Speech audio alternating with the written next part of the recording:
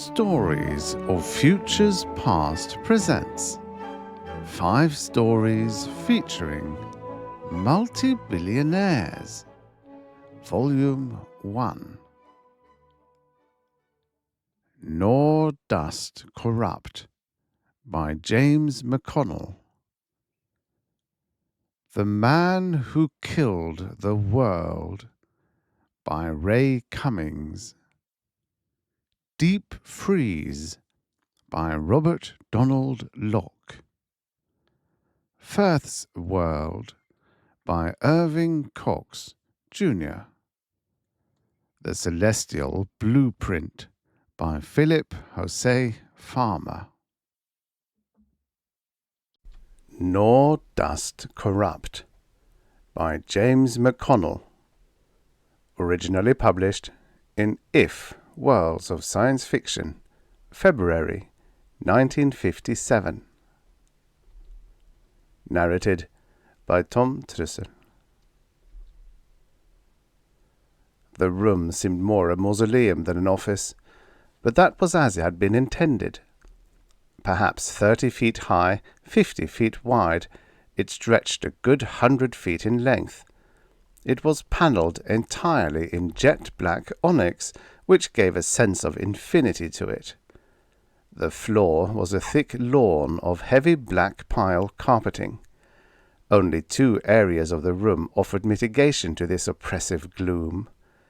Just past the middle, bathed in a haze of light, was placed a large black desk, and behind it sat a man. At the far end of the room, slightly elevated, was an alabaster statue, an abstraction of incredible beauty and poignancy. The statue, too, was wrapped in a soft nimbus. Few visitors to this room ever had to be told the title of this work of art, for its meaning was apparent in its every line: bereavement. The man behind the big black desk belonged to the room as much as did the onyx walls, the thick carpet, or the alabaster statue. Without the presence of this man, the chamber seemed strangely empty, strangely morbid, and few of the man's associates cared to remain in the room when he was not there. Somehow, the warm air of benevolence to be found in his fair pinkish face softened the harsh sombreness of the appointments, while the gentle strength in his dark and mournful eyes gave amelioration to the atmosphere of despair. His job was to be a Janus, looking from the cheery rubric of today towards the unknown but dimmer colours of tomorrow, to be a bridge between present pleasures and future fears. There was no better man for the task in all the galaxy than Consolator Steen. At the moment Consolator Steen sat waiting, thinking, planning. Soon through the huge doors facing him would come a man, one Joseph Krieg by name, who sought Steen's assistance. The fact that Krieg was one of the richest men in all the known universe made the impending interview a most important one, for Consolator Steen's assistance depended entirely upon the price that could be paid. Steen's fingers flicked over the set of hidden controls in his desk. Everything was in readiness. "And another innocent fish gets hooked," he muttered to himself. He sighed once, shortly, then touched an invisible button. "I will see Joseph Krieg now." In the outer office, Steen's aide-de-camp, Assistant Consolator Brown, sprang to an attitude of proper deference as the huge bronze doors swung open. Brown bowed slightly as Joseph Krieg strode past him and into the onyx chamber. Steen's eyes narrowed in admiration as he examined the man walking towards him. Joseph Krieg was a huge person, just past middle age, but still retaining the hardened appearance of late youth. His face had a chiselled squareness to it, and his manner indicated not so much wealth as it did an obvious determination to succeed. This would be an interesting fish to play with indeed, Steen thought. About halfway to the desk, Krieg stumbled slightly, but recovered his pace with the cumbersome grace of some massive animal. A smile flickered briefly over Steen's face. The thickness of the carpet had more purposes than one. When Krieg was almost upon him, Steen stood up. Krieg stopped in front of the desk, facing Steen, as if waiting for some signal. Steen, who knew the value of silence, remained absolutely still. After a few seconds, obviously perplexed, Krieg smiled nervously. "Consulator Steen?" "Welcome to Earth, Joseph Krieg. Welcome to the heart of the galaxy." Steen's voice was rich, mellifluous, and the words fell from his mouth like benedictions. He extended a hand. "Won't you please be seated?" The chair received Krieg's body as if it were the most precious burden it had ever held. Its soft contours almost demanded that he relax, yield the tenseness of his muscles to its smooth and welcoming shape. Its surface closed around him as if it were a second skin, then began to tingle in gentle caress. Joseph Krieg had never felt so comforted in his life. Consulator Steen seated himself behind his desk, then waited until his assistant, Brown, had taken a chair some feet away. He smiled paternally. "May I ask you one favor? Would it seem presumptuous if I called you Joseph? Perhaps you would feel it an impertinence on my part, but—" Consulator Steen gestured slightly with both his hands, as if to implore forgiveness. Joseph Krieg smiled, nodded his head. "Of course I won't mind if you use my first name. It would be an honor, sir." The smile continued on his face, but his eyes narrowed as if he were attempting to puzzle out the figure behind the desk. "You will excuse me, too, if I say that you've come too soon, Joseph," the consulator said. "Too soon?" Krieg replied quizzically. "I don't think I—" Steen smiled warmly. "I only mean that you look still so young, so strong and vibrant with life. And yet, perhaps you are the wiser to come now, still in the vigor of living. It shows an honesty with yourself, an ability to face the facts, which is much to be admired." "Thank you, sir," Krieg replied. He continued to stare at the consulator. Steen knew full well the turmoil that was stirring within the man. The entire interview had been psychologically planned to evoke dark and dormant emotions which, when released, would destroy Krieg's normal ability to judge situations impassively. Proof that things were going as intended came from Krieg's continual use of the word "sir." Krieg's commercial empires spanned the universe, from perfume to starships, from food to fertilizers. He was king. And yet he would never understand that it was Steen's quiet paternal power, the fact that he wore wise sorrow wrapped around him the way some men wear a cloak, that called forth this unfamiliar reverence. The psychological survey done on Krieg had cost the consulator a small fortune, and he didn't intend to waste it. "You must realize, Joseph, that the things which we have come to discuss are matters of the deepest concern for all of us here on Earth." Steen gesticulated towards Brown, as if Brown represented somehow all the other billions on Earth. "The problem is one that touches deep within all of us, and we are anxious to be of whatever service possible. But more than anything else, we want you to know that we understand." "Thank you, sir," Krieg repeated. He frowned for a moment, then seemed to smile. "But if you don't mind, maybe we could begin a discussion of terms."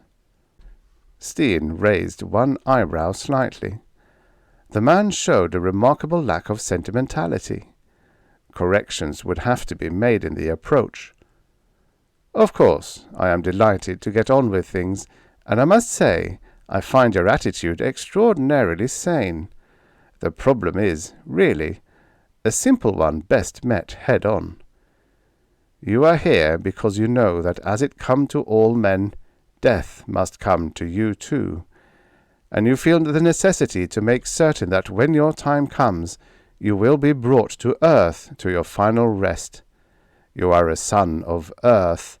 This is your great ancestral home. Krieg started slightly, then relaxed almost in reverie. Steen smiled inwardly at the power of words repeated to invoke long-forgotten memories.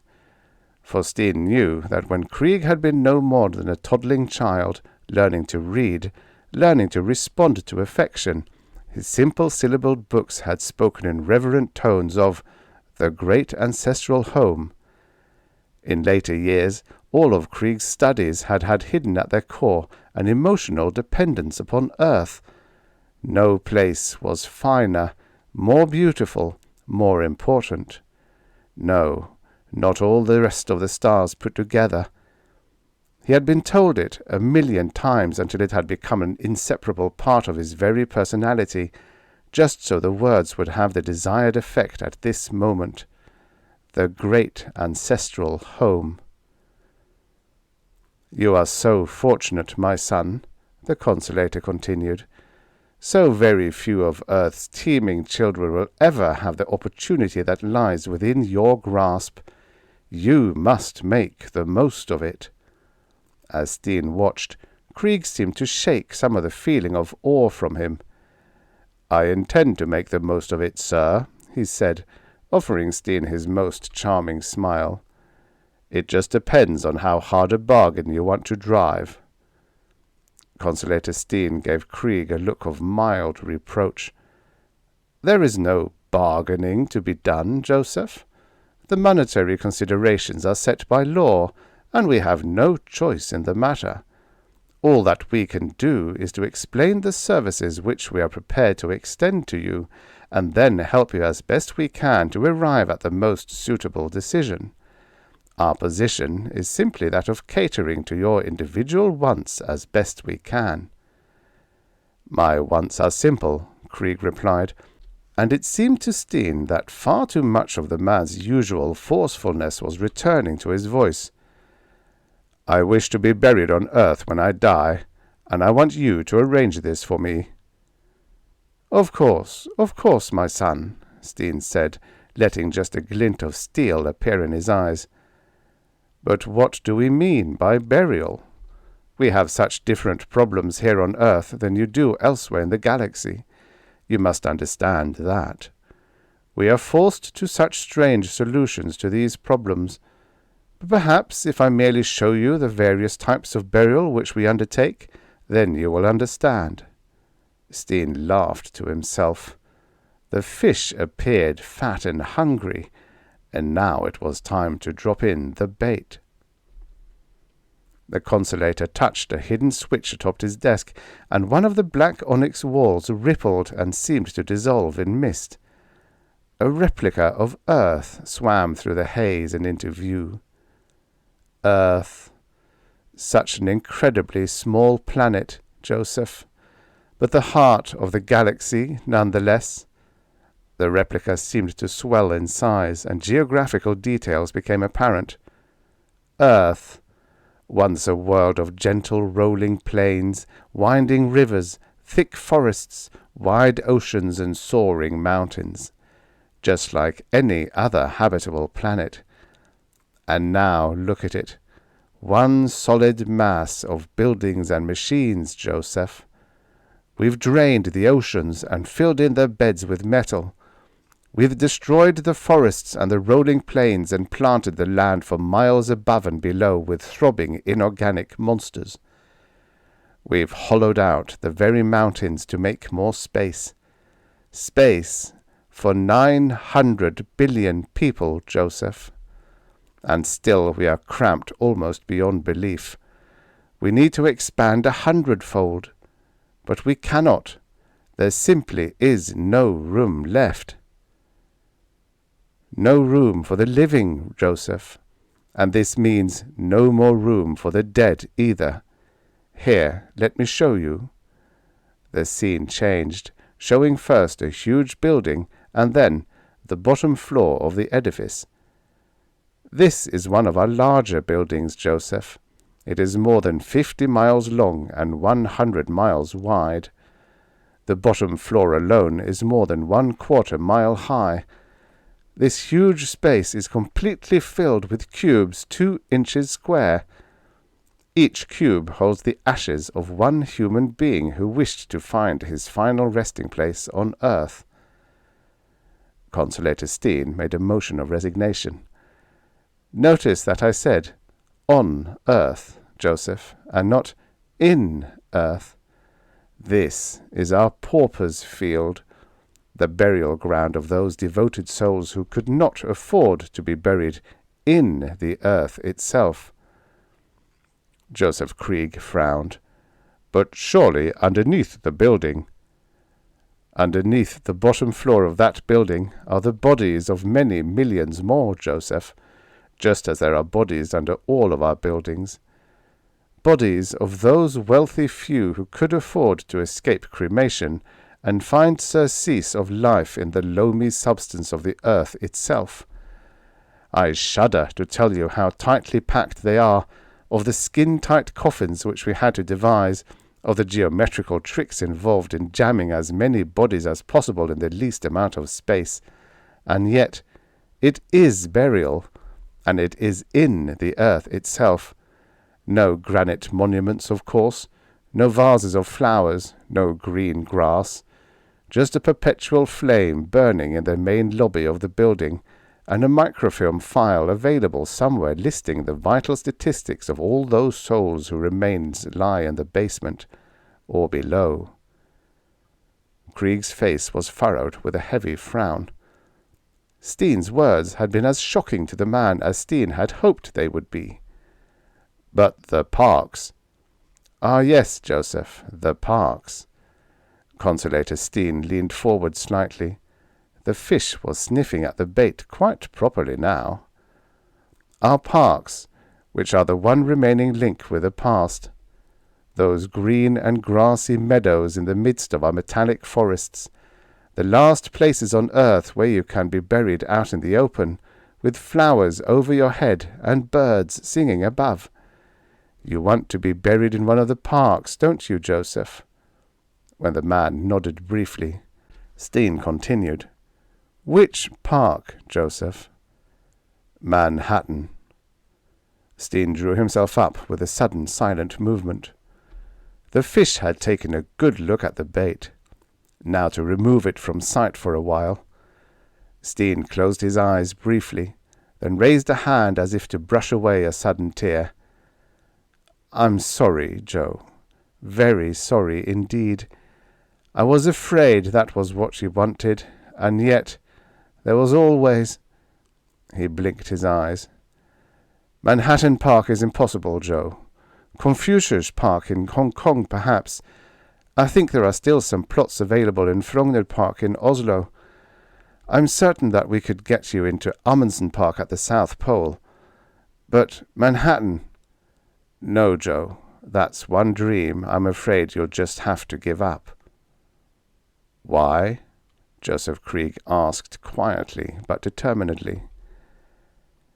"Have you ever seen it, Joe?"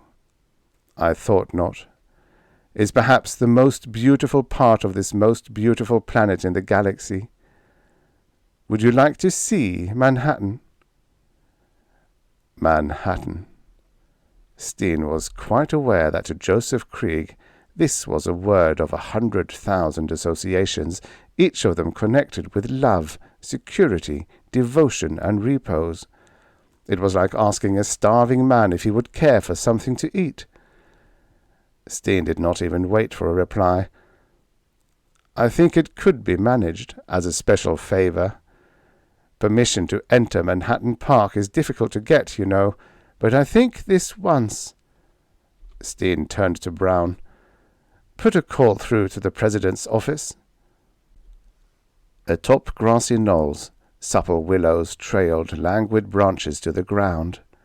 Silver-throated birds sang secret melodies, while bees hummed a scarcely audible background. Narrow gravelled paths wound through this gentle landscape, now hugging the edge of a tinkling stream, now plunging through carpets of gorgeous flowers. The three men sat silent on a rough stone bench, observing the pastoral scene. Finally, Consolator Steen spoke softly. "I understand how you feel, Joe. The first time any of us sees it, we are afflicted with silence. Its beauty is almost painful, the memories it invokes almost beyond bearing. Lincoln is buried there, just beyond that hillock. Landowski not far from him. Shakespeare's grave is there to the right, and close by is the body of Sharon, the poet of the galaxy. Einstein's final resting place is a mile or so away, and near to it you'll find Chiwan, who gave us Star Drive. Humanity's Valhalla, Joe." Joseph Krieg had not cried openly since childhood, and yet now there were tears in his eyes. "This has always been my dream." Consolator Steen placed a friendly arm around the man's shoulders. "Yes, now you have seen it. Your dream has come true." He paused for just a moment, and then said, "And now, Joe, perhaps we had better go." Joseph Krieg turned towards the man with an abrupt motion. "Go? Why should we go? We've been here scarcely 10 minutes. "Because the longer you stay, the harder it will be for you to leave, Joe, and the less attractive the other parks will seem to you. So I'd like for us to leave at once." His voice became businesslike. "First, I'd like to show you Hong Kong, and then—" "I don't want to see Hong Kong or any place else. This is where I want to be buried, Steen. Whatever the price is, I'll pay." Consolator Steen sighed deeply. "I don't think you understand, Joe. It isn't a matter of price. Manhattan is simply not available to you, for the reason that it is not for sale. I know that you have heard otherwise. I am sure that rumors have reached your ears that burial in Manhattan could be effected for a mere 1,000,000,000 credits. But these fantastic tales are incorrect, for 2 reasons. The first reason, Joe, is a financial one. To the average man, a mere 1,000,000 credits is such a gigantic, unobtainable sum that he is sure anything in the galaxy could be obtained for 1,000,000,000,000. This is not so, as you and I both know. Why, 1,000,000 credits will scarcely get you a burial in a 2-inch square cube in the bottom floor of one of our huge buildings. Remember? I called those huge bargain basements paupers' fields, and that they are, available to those poor people throughout the universe who have only a few millions to their names. Incredible, isn't it? 1,000,000,000,000 credits? Why, it takes 100 billion to make you eligible for burial under one of the buildings, where you're packed in like a sardine with millions of other bodies. And how many people in the galaxy can lay their hands on 100 billion credits? The answer, Joe, is too many people indeed. Some of them have so much more money than that they can actually afford to be buried in one of the parks. 1,000,000,000,000 credits? Yes, that will get you buried in Hong Kong Park, or in Frogner, or Amundsen, but not for long. You can rent a temporary grave in Hong Kong, for example, for a mere 1,000,000,000 credits a day. At that rate, for 1,000,000,000,000 credits, you'd stay buried on Earth for less than 3 years, and then your body would have to be moved elsewhere. Very few people can afford to purchase a permanent plot in one of these parks. But they are available, at a cost of something like 1,000,000,000,000 credits. And just how many men in the galaxy have 1,000,000,000,000 credits or so? Consolator Steen knew the answer to this question exactly. He also knew that Joseph Krieg was one of these men. Krieg could have afforded 1,000,000,000 credits, but it would have exhausted his fortune. Steen waited until he was sure that the other man was deep in mental turmoil, And then he continued, his voice now softer, less commercial sounding. And having given you the prices, so to speak, of the lesser treasures, I will now surprise you by saying that the entry ticket to Manhattan Park is free. Joseph Krieg looked at the man intently, a curious fire of hope in his eyes. Free? Steen nodded. And because it is free, it is unobtainable. It is not generally known, Joe, but the only way one can be buried in Manhattan Park is by permission of the Galactic Congress. Only certified heroes are so honored, and they are few and far between. Remember the great bacteriologist Manuel de Ortega? It took the Galactic Congress more than 50 years of debate after he died to decide to let him in. But after all, the only claim to fame he had was that he saved a few trillion lives from the Green Plague. He was buried here some 13 years ago. There has been no one since, and none in sight. Steen patted the man on the shoulder. Now, come along, Joe. I want you to take a look at Amundsen Park before you make up your mind. It's not at all cold at the pole these days. Lovely flowers, trees. No! Joseph Krieg cried, standing up. Steen and Brown both rose too. There must be a way. The consolator smiled inwardly. The fish was responding magnificently. Now to push the bait just a little closer. Now, Joe, you mustn't get upset about this. The other parks are just as fine, I assure you, Steen murmured in consolation. Krieg shook his head. You can't tell me that some time or other someone didn't buy his way into Manhattan. It stands to reason. Now, Joe, you're taking this much too hard. I tell you, I know people, and that's all the Galactic Congress is made up of, people. Tell me the truth, Steen. Has anyone ever bribed his way into this park? Steen frowned and turned his head slightly away from the man.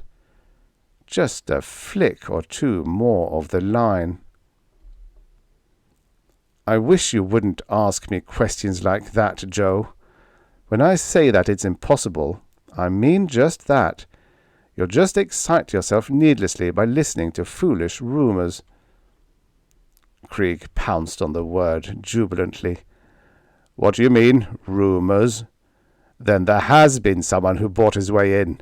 Who was it, Steen? I swear, if you don't tell me, I'll move heaven and earth to find out. Consolator Steen seemed to consider for a moment, then sighed. Hooked.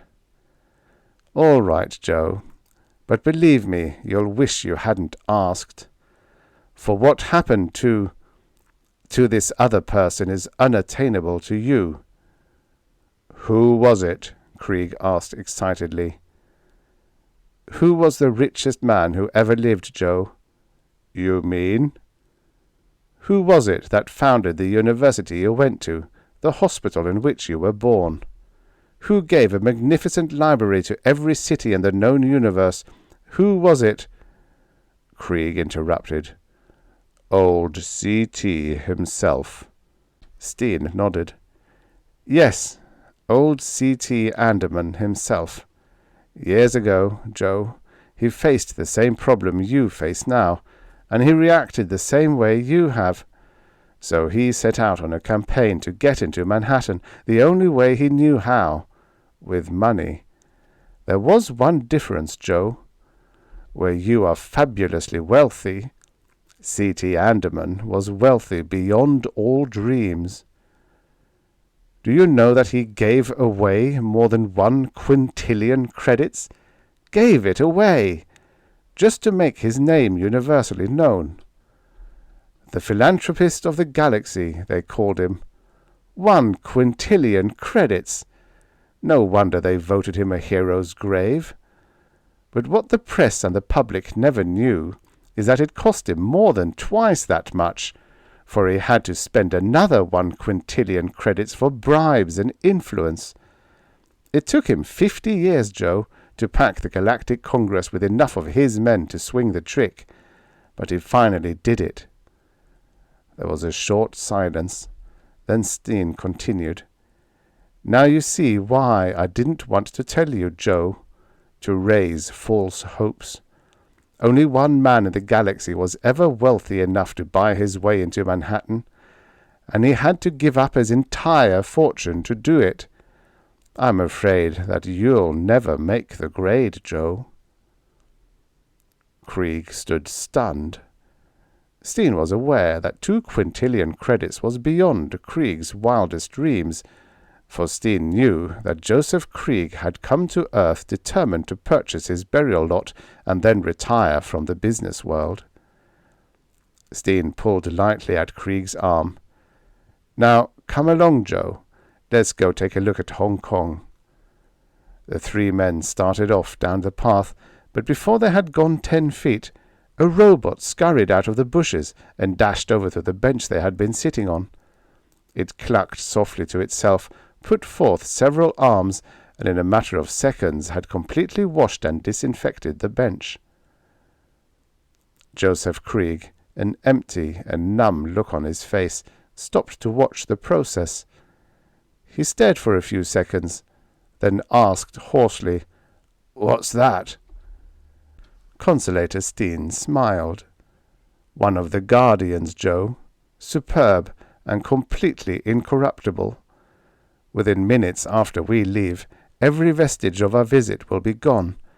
Each piece of gravel we tread on will be scrubbed clean or replaced, each piece of grass we touch uprooted and destroyed.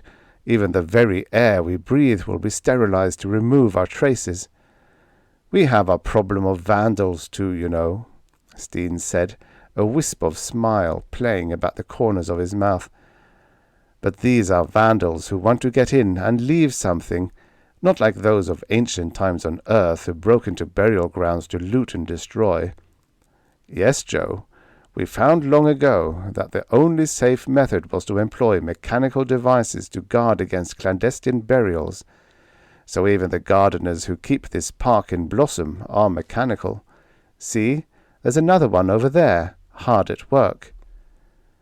Joseph Krieg turned and saw to one side, by a large bed of red flowers, another robot with dozens of visible appendages. It purred an almost silent tune as it clipped and pruned, dug and spaded, trimmed and cleaned the beds, occasionally sprinkling a rich fertilizer dust here and there. The Guardians, or Valhalla, Joe. They were set into motion centuries ago, and not even the President knows how to change their orders. They can't be bribed, even if their human masters can be. Joseph Krieg stooped down beside the bed of flowers. He reached out and picked up a handful of the fine dirt and let it slip pensively through his fingers. "Dust unto dust," he said slowly. "Man was created from the soil of earth, and to dust he returneth." There was a long silence as Steen let the emotion run its course. Then he touched Krieg lightly on the arm, and the man stood up again. They started off down the path, ignoring the machine that skittered along behind them, cleansing each bit of gravel they stepped upon. To Steen, this was always the most important part of the interview. While the fish was masticating the bait, he had to prattle on to keep the hook from becoming too visible. "Some days I must tell you of all the ways people have tried to get themselves buried on Earth without paying for the privilege, Joe. It makes a fascinating story. We're in a difficult position here, you know, for we have to import every single bit of food we eat, every machine we use, each piece of clothing that we wear. But every single item that we import is carefully scanned to make sure that no one has concealed so much as a single human hair in the process." Steen watched Krieg's face closely as they walked. The man should be going through hell just now, but not too much of it showed on his face. Steen continued his prattle, a little puzzled. Oh, it's incredible the ways that people have tried to cheat. Some of the methods used are too ugly to relate, some of them humorous beyond belief. But this is why we've resorted to mechanical guards all the way round, to maintain our incorruptibility. Even Andaman, with all his quintillions, could not have bribed his way past our machines. Steen's voice betrayed none of the anxiety that he felt, for Joseph Krieg was almost smiling now, was apparently feeling none of the great confusion that Steen had counted upon.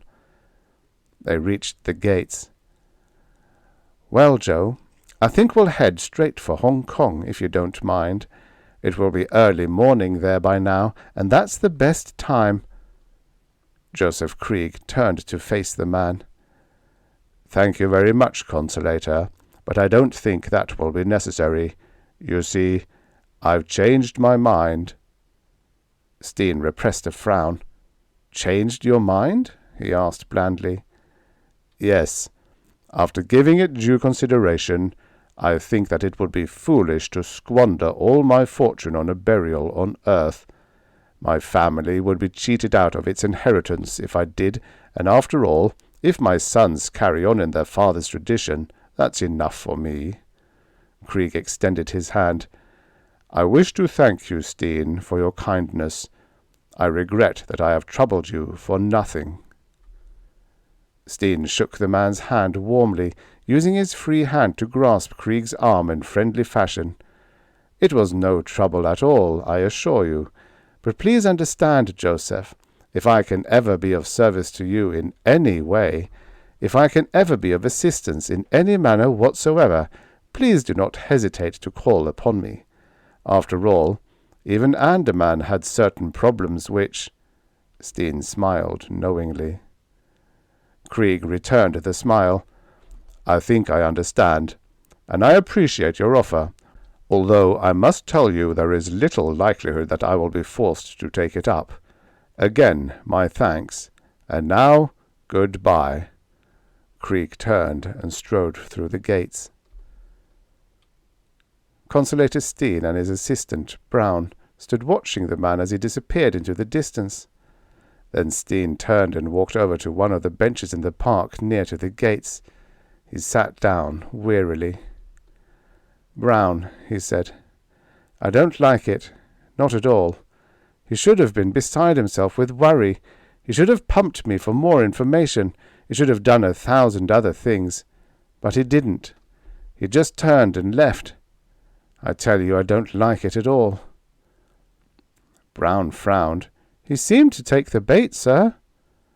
And then, after sniffing it over carefully, he turned and spat it right back in our faces. "We can't afford mistakes like this, Brown. Earth needs the money too badly. It's our only means of support. We can't let a fish like Krieg get off the hook." "There are other fish around, sir." Steen's face took on an angry look. "Of course there are, but none with the potentialities that Krieg showed. Don't you realize that ever since that sad day when Earth realized that she was a has-been, she's had to take advantage of every single opportunity offered her, just to keep alive? Oh, they were clever, those ancient ones who realized that if a civilization is to be kept together, it must have a myth. So they gave our civilization its myth, that of Earth, the great ancestral home. Just accidentally, it also offered Earth a means of retaining at least a part of her power." Steen waved his hands in the air. "From an economic viewpoint it was nice too. Only the very wealthy could afford an Earth burial, so it became a means of hidden, graduated taxation. Earth soaked the rich and ignored the poor, and cut her overt taxes while doing so. Burial became so costly that it helped break up the huge estates, it helped leaven out the wealth. Our propaganda was sharpened to the point where we could take a man like Andaman and drive him all of his life towards an almost unattainable goal, force him to expend his tremendous energies in the accumulation of great wealth, extending the frontiers of the galaxy as he did so, building up our civilization's strength in the process, and then in the end, make him turn all of his wealth over to Earth in one form or another. Oh, I tell you, Brown, those ancient ones were clever." The tirade halted. The air hung silent for a moment, and the twittering of a nearby bird could be heard. "They were very, very clever. They gave us all the tools, and somehow we failed to use them correctly. What was it, Braun? What did we do, or fail to do, that let Krieg get away from us?" Braun frowned. "I don't know, sir. Perhaps he just changed his mind about Earth." Steen snorted. "Impossible. He's had too many years' exposure to our propaganda for that. He can no more give up his dream of burial in Manhattan than he can give up his very personality. No, Brown, I think we just underestimated the man. Somewhere along the line he had an idea. He saw something that we failed to see." Brown shrugged his shoulders. "But what are we going to do about it?" Consolator Steen pursed his lips. "I'll tell you what I'm going to do about it. I'm going straight back to the office and sit and think, and then think some more. Krieg's got a good 50 years ahead of him yet, and that means I've got exactly that long to guess what's on his mind. I'll get that quintillion credits if it's the last thing I do." They had no more than reached the gate when one of the mechanical guardians appeared from behind a bush, chortled to itself, and scurried over to the bench. It cleansed the rough-hewn stone, then washed the path the two men had taken. Then, its exceptional chores accomplished, it went back to its normal pursuits. It approached a bed of begonias nearby. One appendage extended itself and began digging up the dirt around the plants. Meanwhile, inside the machine, other appendages ripped open a small bag and spilled the fine dust inside the bag into a small trough.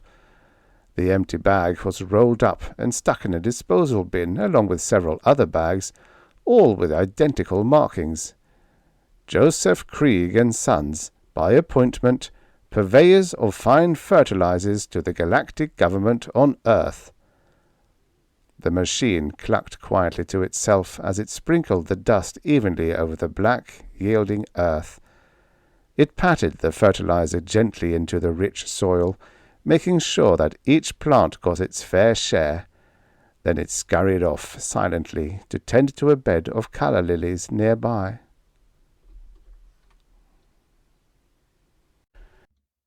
The end.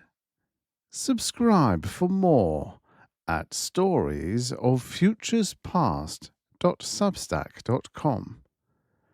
And now for the next story. The Man Who Killed the World by Ray Cummings. Writing as Ray King. Originally published in Planet Stories, Spring 1940. Narrated by Tom Trussel. In his little tower, perched at the very peak of the great terraced pile of buildings which was his home and his citadel, Peter Groff sat brooding with hatred. The city, its factories, its vast ploughed fields, lay stretched below him.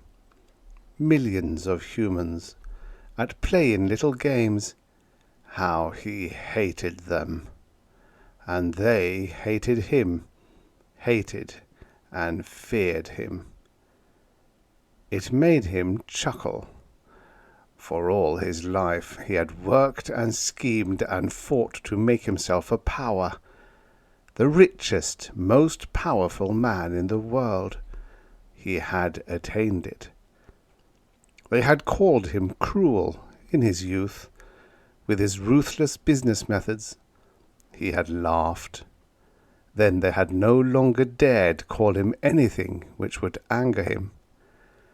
And he had laughed at that, while he had bought their governments and their armies with his money.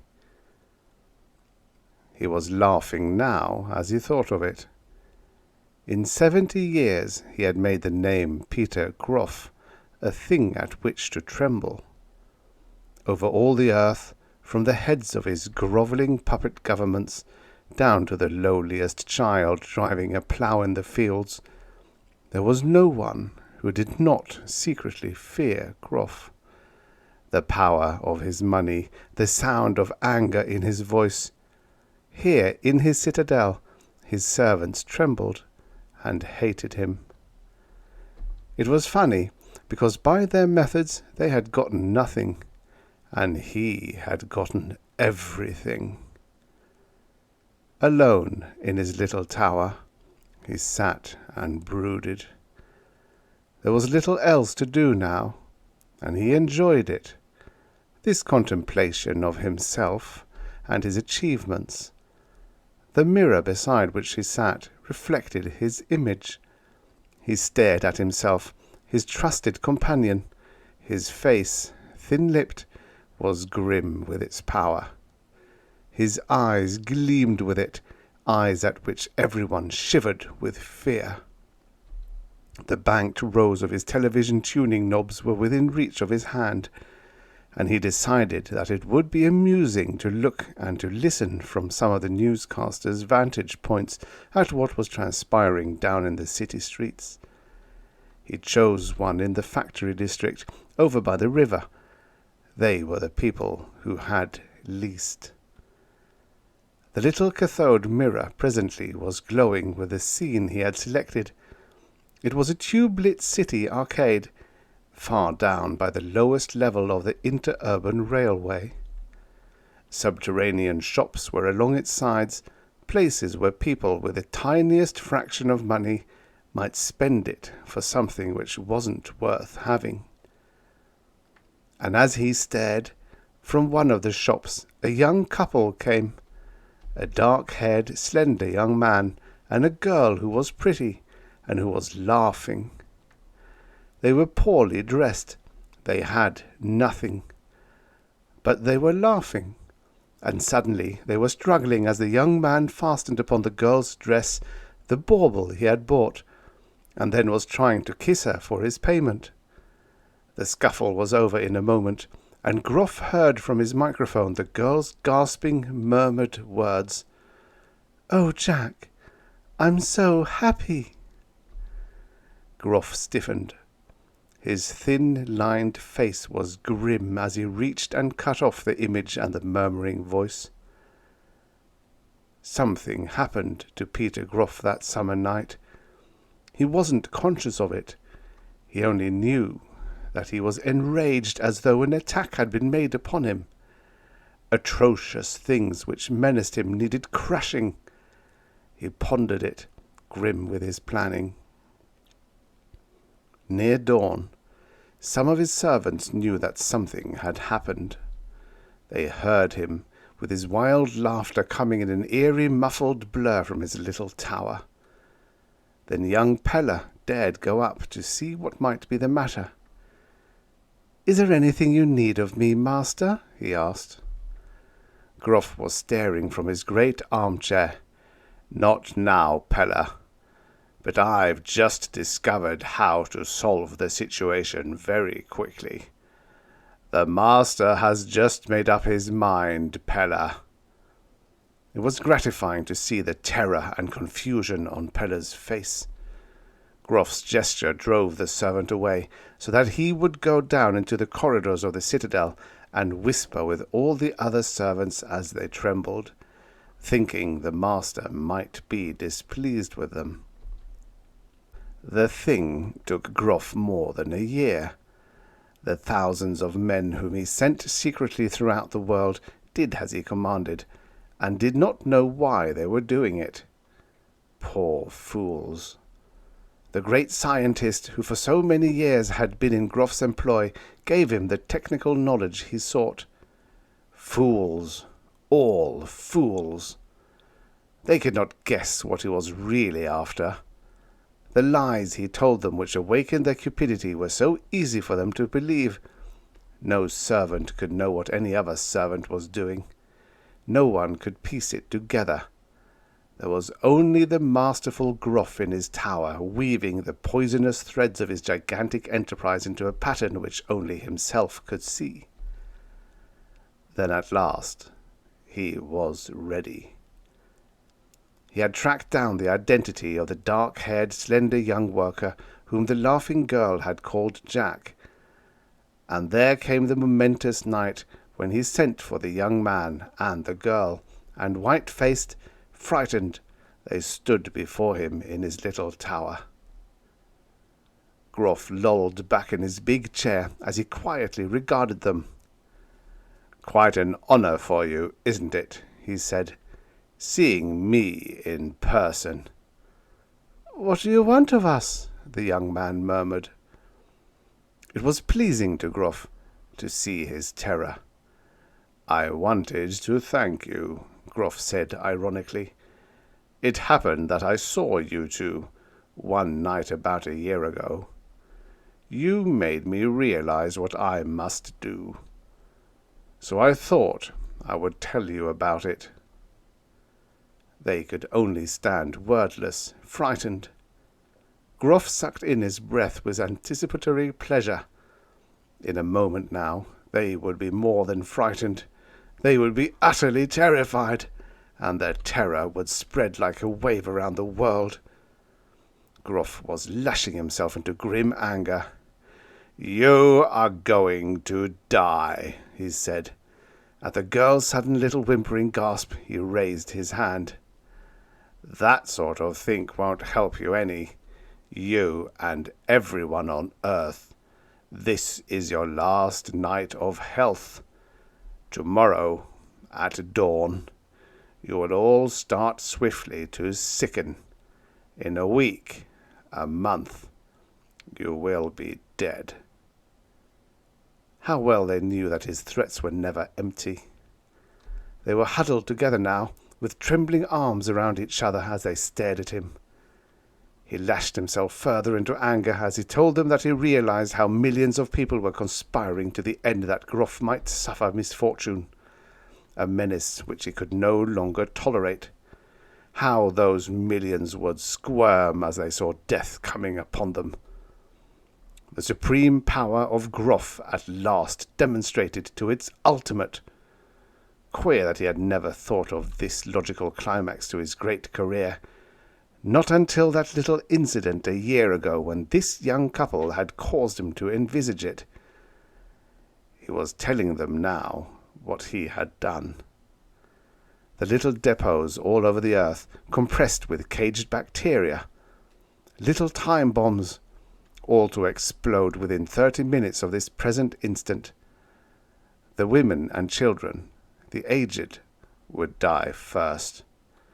But the polluted air, the contagion spreading everywhere. In a week, a month, the swift and deadly bacteria would leave no one alive. "You are going to do this to us?" young Jack murmured at last. "Why not? It is my destiny." Never had Gruff felt so quiet and comfortable a thrill as now, and this was only the beginning. "Others before me have tried their little conquests," he said with his grim smile. "Men who wanted power and got it, just in a small way and for a little while.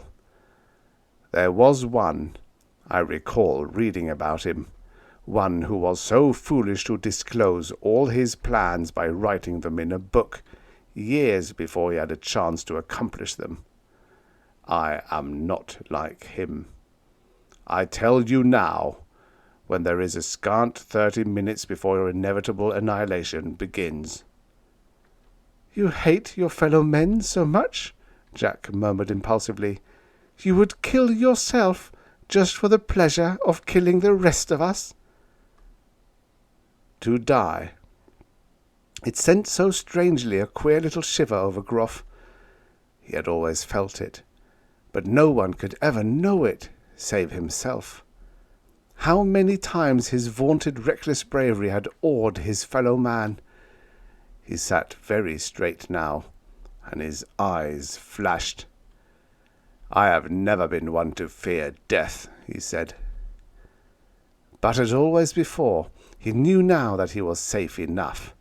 His armed citadel here was wholly safe from outside attack, even if the stricken multitudes should find brief strength to try and assail him. His retainers, thinking they were safe, would remain at their posts. Poor fools! At the last, even they would be stricken, and Gruff would retreat up here, impregnable, here in the tower and its neighbour little rooms. He could maintain his unpolluted air, and eat the food and drink the water which he had stored here in such abundance. Perhaps even nature would let him live the longer for his isolation. Master of the earth, the man who owned everything. Pride swelled him again as he thought of that poor little fool who had only wanted to make himself the titular leader of the earth, and in his own fatuous conceit had written it all down in his little book. "You have good reason to fear me," Gruff said. "You realize it now." The young couple were white-faced and trembling as they clung to each other, and suddenly the girl murmured, I pity you." Gruff caught at it, with his sudden wild rage flooding him. "You lie," he grasped. "You are frightened. You are terrified of me and my revenge." "Revenge?" young Jack muttered. "I wonder what we have done to you, except that we live and breathe and try to be happy." His arm held the trembling girl closer, and he turned and gazed into her face, her moist red lips quivering, her eyes like misted stars as she regarded him. "If we are both to die," he murmured, "still we will have each other, Manya." "Yes," she whispered. Then it seemed that the youth was not quite so afraid as he straightened and fronted Goff. "Your revenge, when you kill us both, is not quite complete," he said with a twisted smile. They turned at Gruff's gesture of dismissal. At the head of the great staircase, which went down from the tower, dominant with his power, Gruff stood with his heavy ornamented robe tossed over one shoulder, and all his emblazoned insignia dangling on his chest. The young couple were still clinging to each other as they descended. Then they were a little blob, dwarfed by distance, dwindling into total insignificance. It was only a trick of lighting on the great staircase, of course, but suddenly, just before they vanished, it seemed that the light had magnified them into something gigantic. The thing was over at last. It was a week, 2 weeks, 3 weeks. Gruff had kept no track of the time. Exhausted with exulting, he lay back in his chair with his instruments around him. How wonderful it had been, the ultimate conquest. The power of Gruff, and Gruff alone. So many times it had made him think of those other conquerors, those little men of history who had been thrilled by their trips of triumph into some petty land their armies had devastated. That little man in his air car, gazing in triumph, swelling himself with his pride as he gazed at the death and destruction he had brought to just one petty nation in 3 weeks. Gruff's triumph was over now. He had seen much of it, with his telescopes ranging the city, and on his television mirrors before the television went blank. It had been queer how people, stricken so that they knew that they had only a few days to live, had rushed around bringing their families together. Queer that when they had not really seemed afraid. Queer how the churches had been crowded with doomed people who clung together and had a strange look on their faces, as though they were not afraid to die. Then it was over. From the immense height and safety of his little tower, Gruff sat surveying his conquered world. The man who had everything. The ultimate of personal power. And what would he do with it now? Queer thought. It was so queer, so whimsical a thought, that he chuckled, and then was laughing at it, laughing for so long that it left him breathless. There was nobody here to hate. That was another queer thought. Was it days, or weeks, or years, that how he sat alone in his little tower, surveying his empty world? There was nothing to do but gloat with pride at the greatness of himself, and to laugh at the whimsicality of his hungry need to be angry at his enemies, who now did not exist. He had tired of that. Then there were times when he thought it would be satisfying if he killed himself, like the man who had written the book and who could not live when he realized that the time had come when no one feared him. But Groff found that he had not the courage to do that. It tired him to laugh so much, so that often now he sat, just anguished with emptiness. It was queer how that vision of the young couple going down his staircase seemed always here to haunt and to puzzle him. What had been about them that was so gigantic? The thought enraged him, because he knew now that it was something he might have wanted, something he had failed to get. The end. Subscribe for more at storiesoffuturespast.substack.com. And now for the next story. Deepfreeze by Robert Donald Locke. Originally published in Imagination Stories of Science and Fantasy, January 1953. Narrated by Tom Trussel.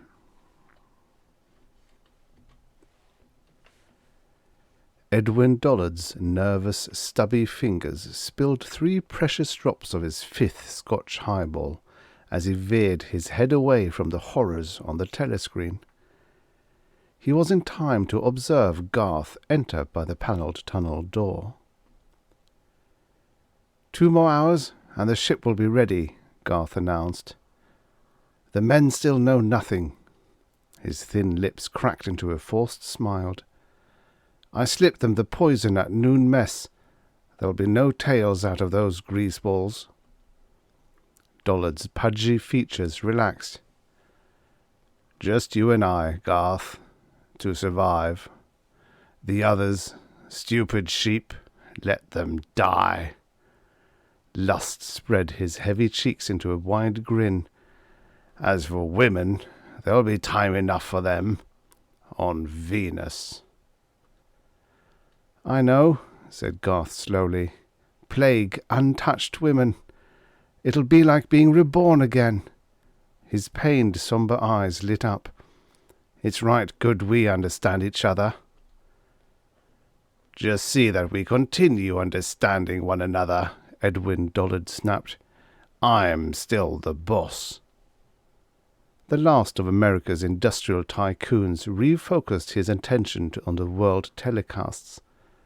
Since breakfast, he had sat glued to the news while a battery of video announcers reported from central strongholds on the progress of the bacterial epidemic that already had swept the Atlantic seaboard. Any late news? Garth asked over Dollard's shoulders. For your information, I picked up a flash from Denver, just before you came in. Bad, eh? You said it, Garth. 1,000 new cases. Some think the Asiatics got another 2 or 3 missiles through the Canadian radar barrier. More likely, the germs hitchhiked westward on human carriers, gangs of them streaming out of the eastern states. The mobs are like vermin. You can't hold them back. They sneak through the quarantine at 100 points. They're people, aren't they? Said Garth quietly. People? They're no more people than the loutish mechs you just did away with today. Under your orders, Garth pointed out. But it had to be done. Let's not be squeamish children. Yes, so it did. You're safe enough. You and I both, Dollard completed. As long as we're together, we're both safe. Dollard gripped his hands together, and glanced nervously about the timbered walls of his high Sierra lodge, as if to assure himself that this carefully guarded retreat would protect him from the grisly, crawling death that was demolishing his invincible country. Even in the presence of his most trusted hireling, Garth, who had been executive officer of Dollard's vast combine, the millionaire was ashamed to admit how the report from Colorado, which claimed the enemy-seeded plague had already crossed the broad prairie states, had been enough to send him into a cowering state of panic.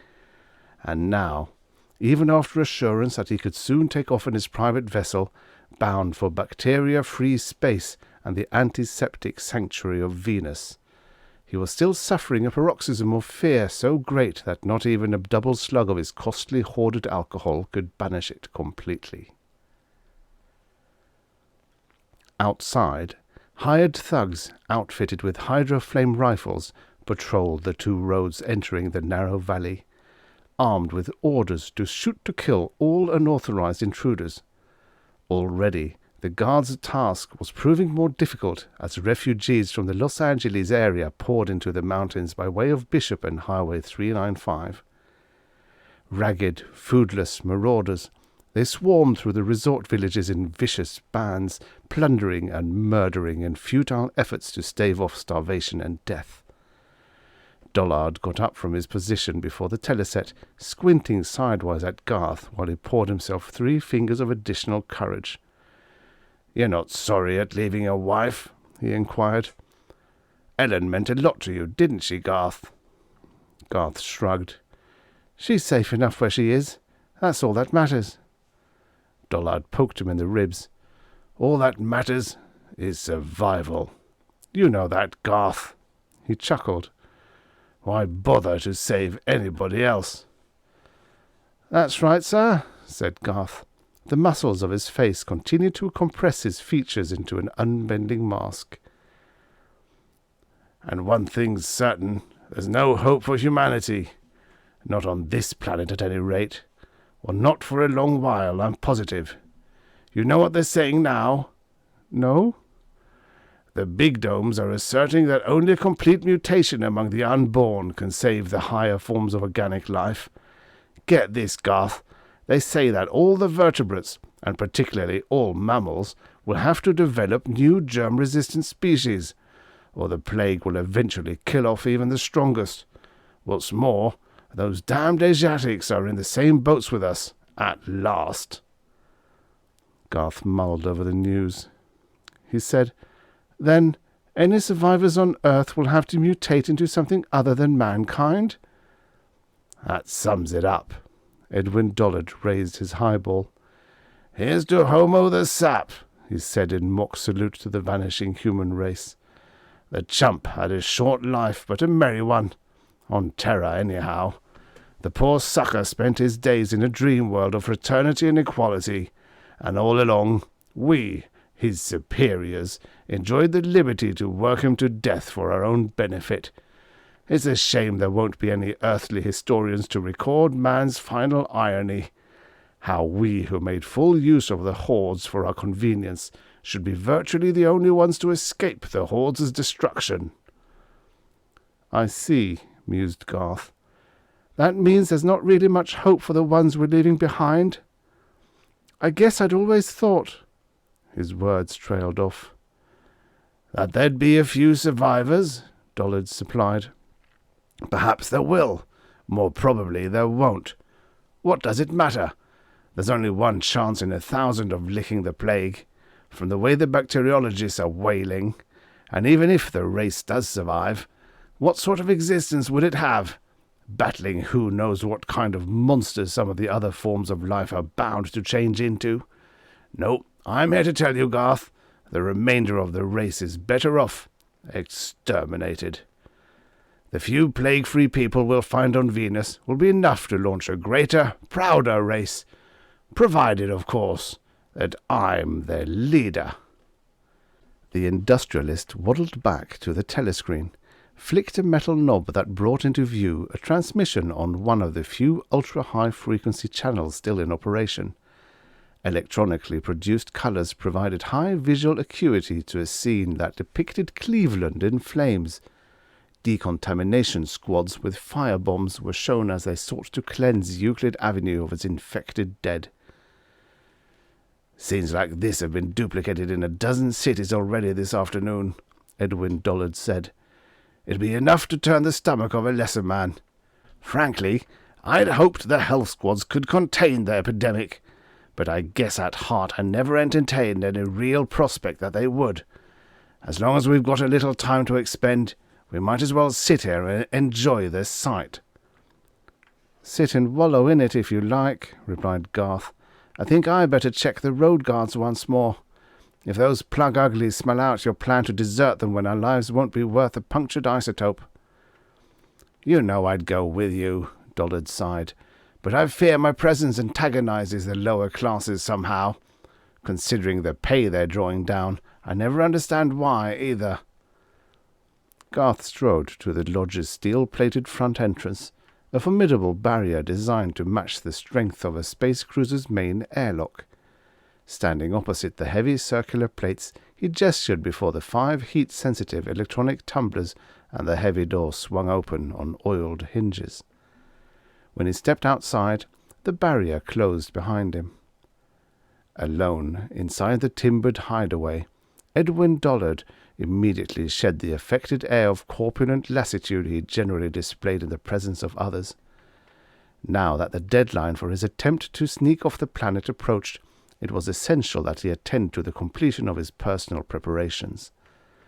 Above the mantel of the lodge's thermionic fireplace was hung a brilliant cascading stereo of the Yosemite Falls in misty motion. Dollard pressed a hidden button. The mantel sank to ground level, and the stereo swung outward, bringing into view a shining cubical locker of beryllium steel. From this hiding place, Dollard withdrew 2 loaded hydroflame pistols. These he strapped under each armpit. Next, he brought out a palm-sized stunner, which he concealed in his hand by aid of a wrist strap. The 4th object to emerge was a small, chunky bag, from which dangled tightly drawn leather thongs. Dollard opened the pouch and poured the contents onto his sweaty palm.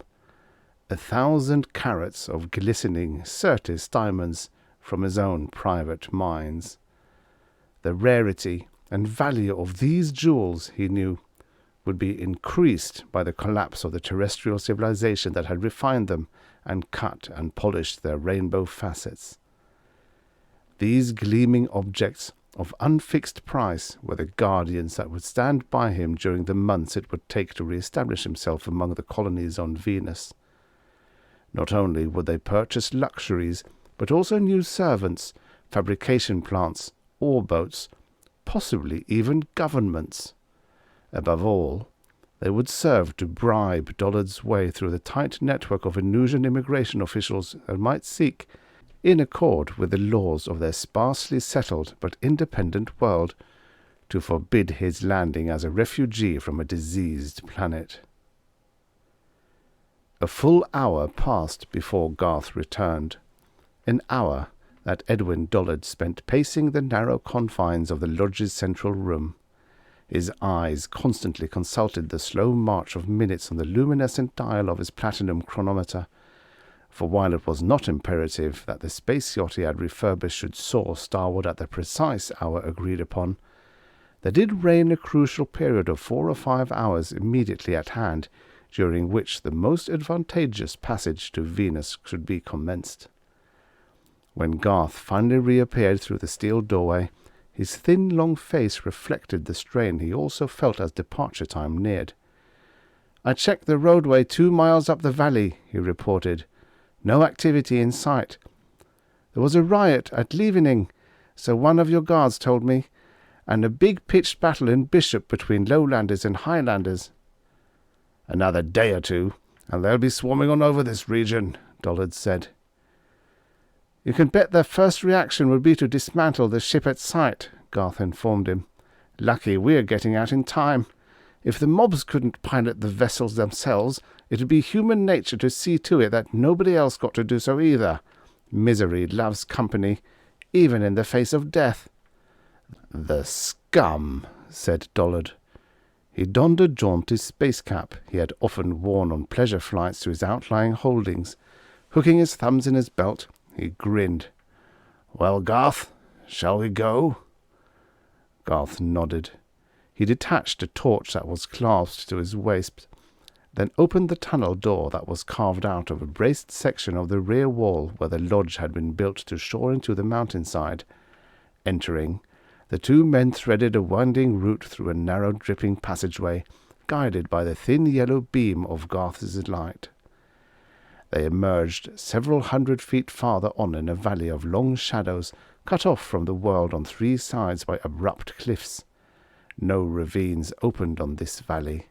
Only by a desperate climb over the surrounding peaks could it be reached, and hence it had been immune to spying eyes.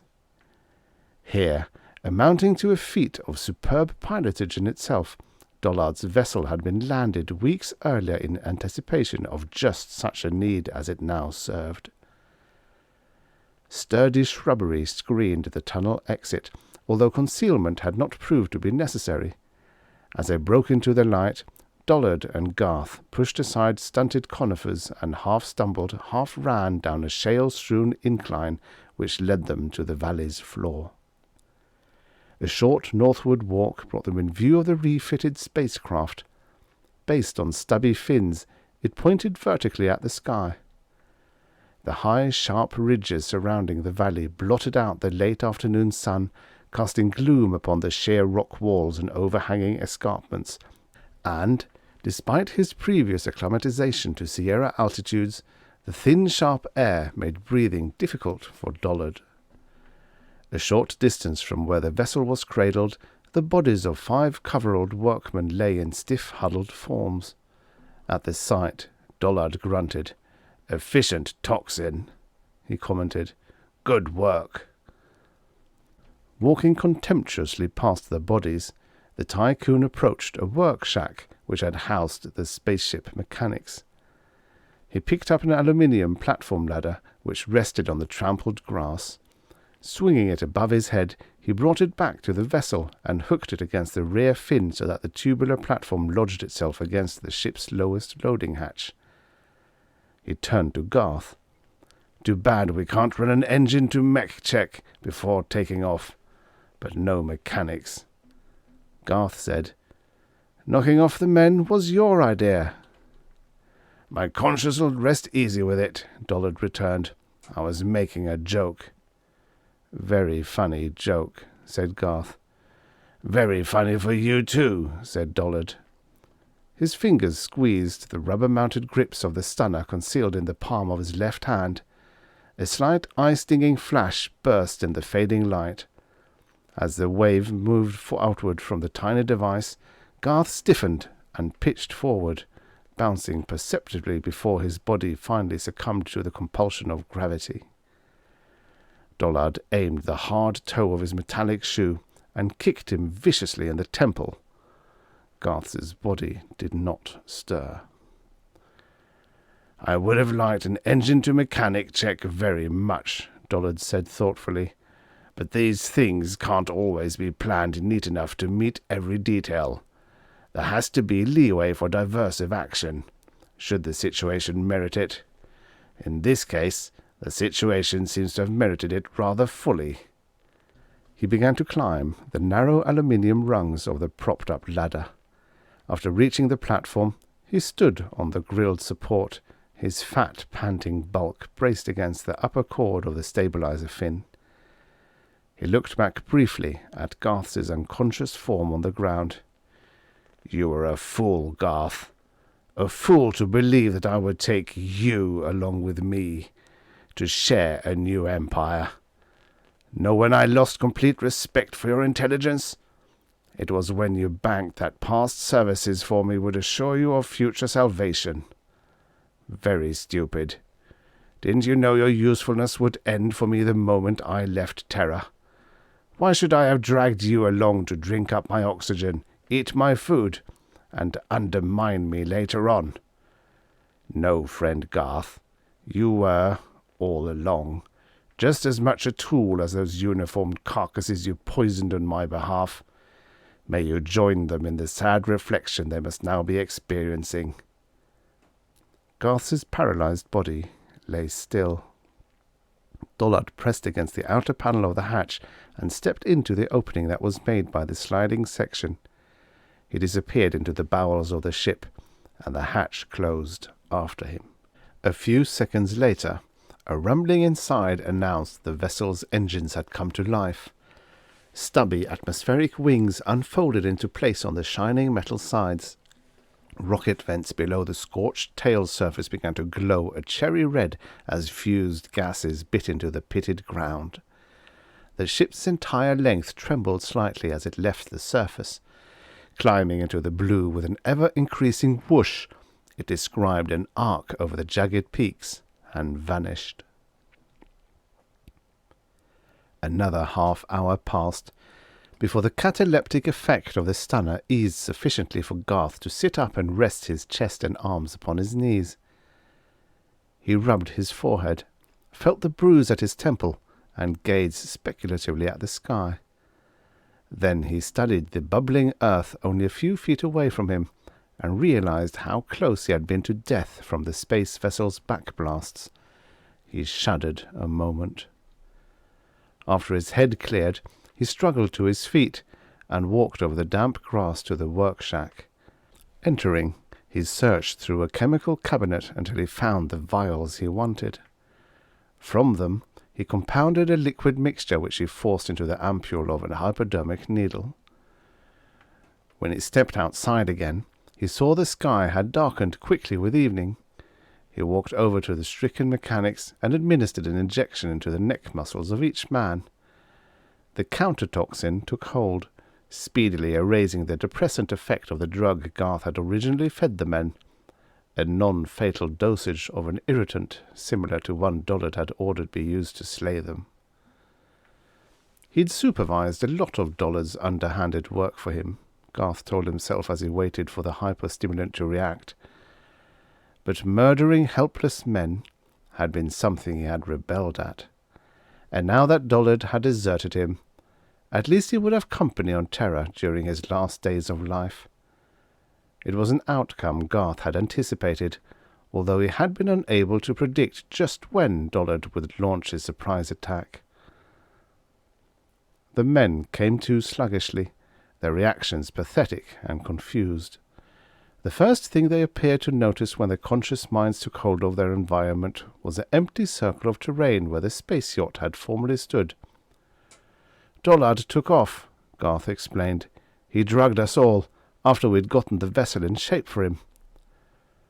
"The dirty swine! He promised he'd take us!" the men protested. "Like so many other promises he never intended to keep," said Garth. "He told you men, for instance, the ship was headed for Luna. Me, he told, he was bound for Venus. I think his destination is Venus, but he'll never get there." "Not get there? Why?"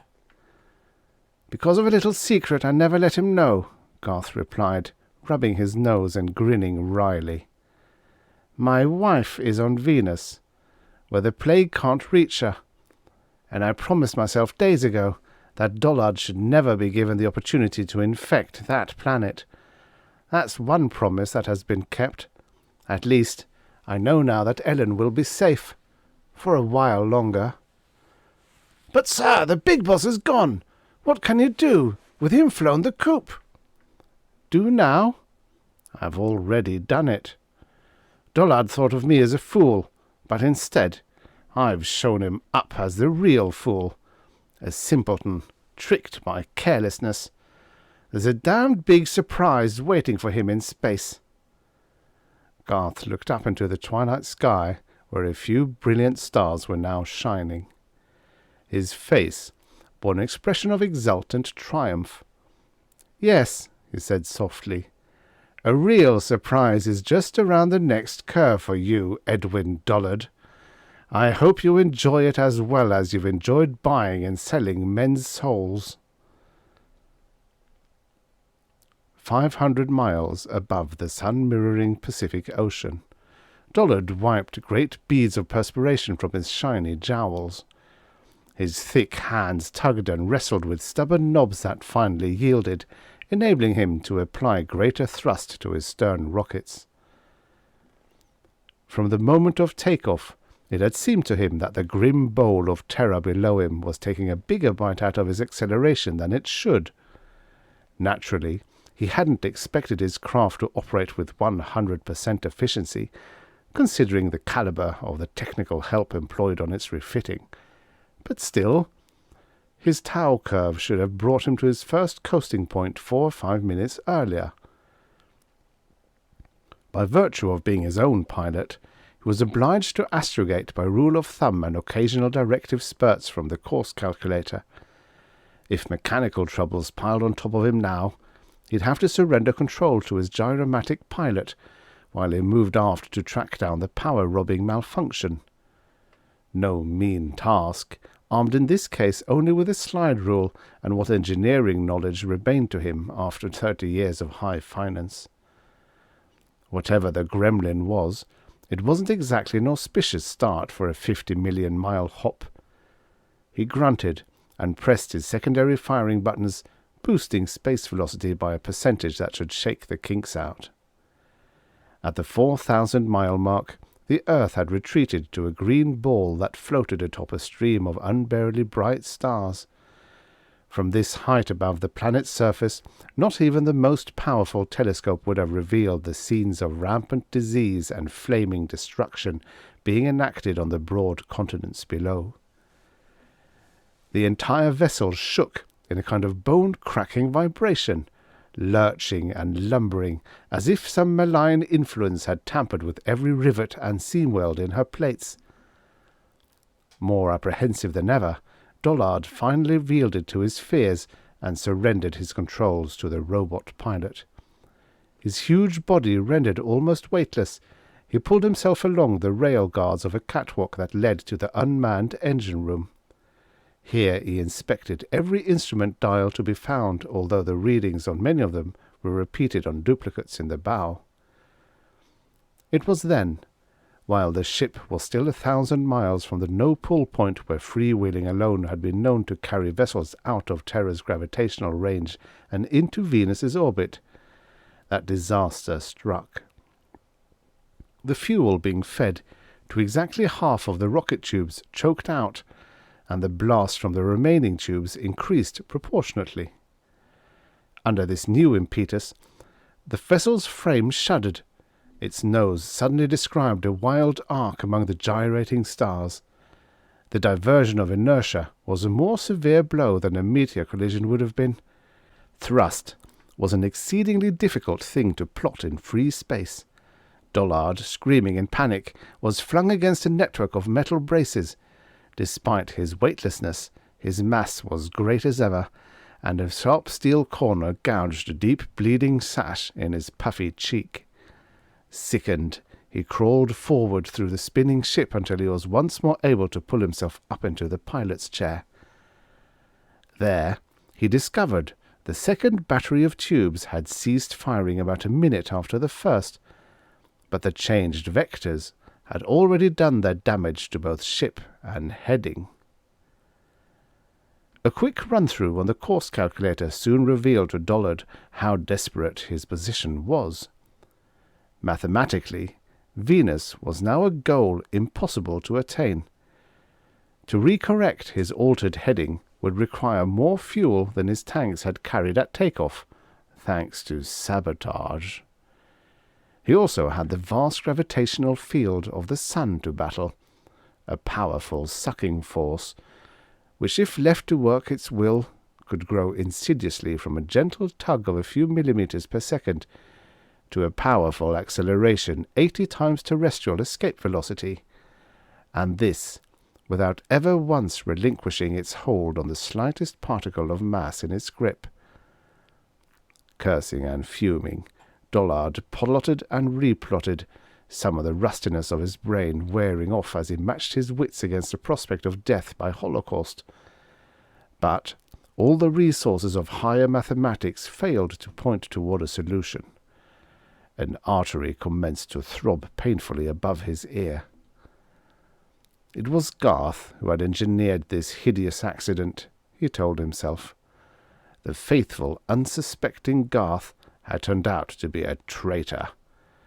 He was the one who had rigged the fuel line so that at a certain predicted point along the course, the flow along one set of conduits would be shunted to the other. He should have killed Garth instead of merely stunning him, Dollard thought angrily. For the 20th time, he fed 3 body calculations into the astrocomputer. Somehow, somewhere, in the maze of the Newtonian science, there had to be an answer. The complexities of force and heading analysis weren't so great, but what machinery could eventually solve all the variables involved? That is, if only Sol's overwhelming gravitational attraction didn't provide a free-sliding path to hell with no choice of alternates in the meanwhile. The click-click of the tape as it emerged from the electronic calculator seemed to present a different rhythm to Dollard's ears on the 21st try. Picking up the ribbon, he let his reddened eyes run over the printed symbols, translating them into finished equations. Elation suddenly sent his blood pressure soaring as the meaning of what he read became apparent. There was a solution, a course he could follow. One which, while it would not guide him to Venus, would prevent him from plunging into the sun. Eagerly he punched the figures for the heading onto a magnetized wire that would be fed into the gyropilot. After the heading was set, he crawled toward the ship's stern, dragging with him a hydrojet welding torch, a tool that could sear metal apart or join it by causing regulation of the molten rod protruding from its spring barrel. In the abdomen of the vessel, he found the wrecked fuel lines and removed the obstruction Garth had set up, repairing the channels. Returning to the pilot chamber, he pressed the firing button and acceleration returned a form of gravity to the ship's interior, giving him weight for the first time since the freakish accident. Sighing with relief as the heavens slowly rotated in his screen, Dollard slumped back in his chair. He punched new figures into the computer, thinking, now once safely back into a no-pull zone, a man with a little luck should be able to make...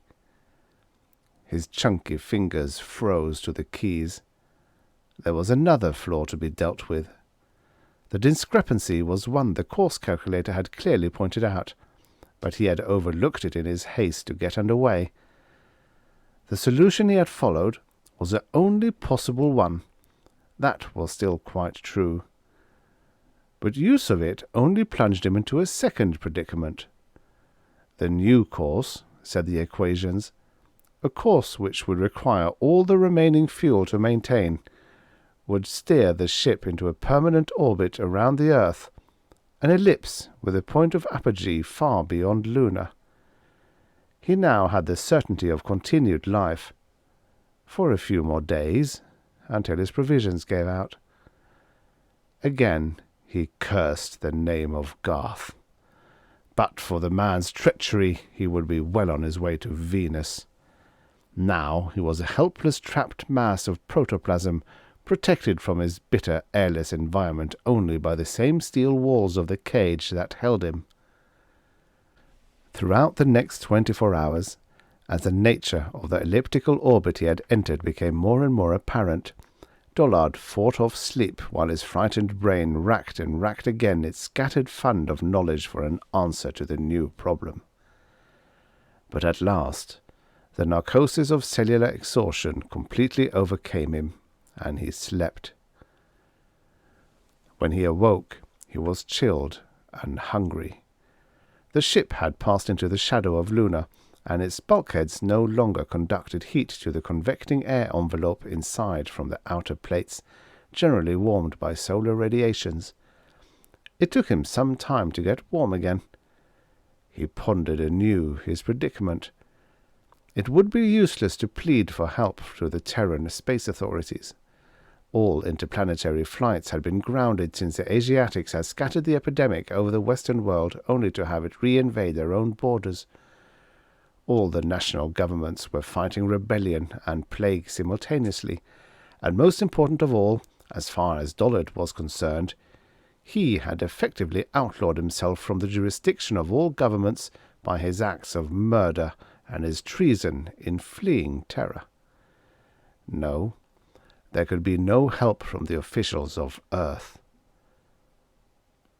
Not in present years, anyhow, he thought. But wait. Suppose this plague should ultimately die out or be conquered. Then, wouldn't space travel be resumed?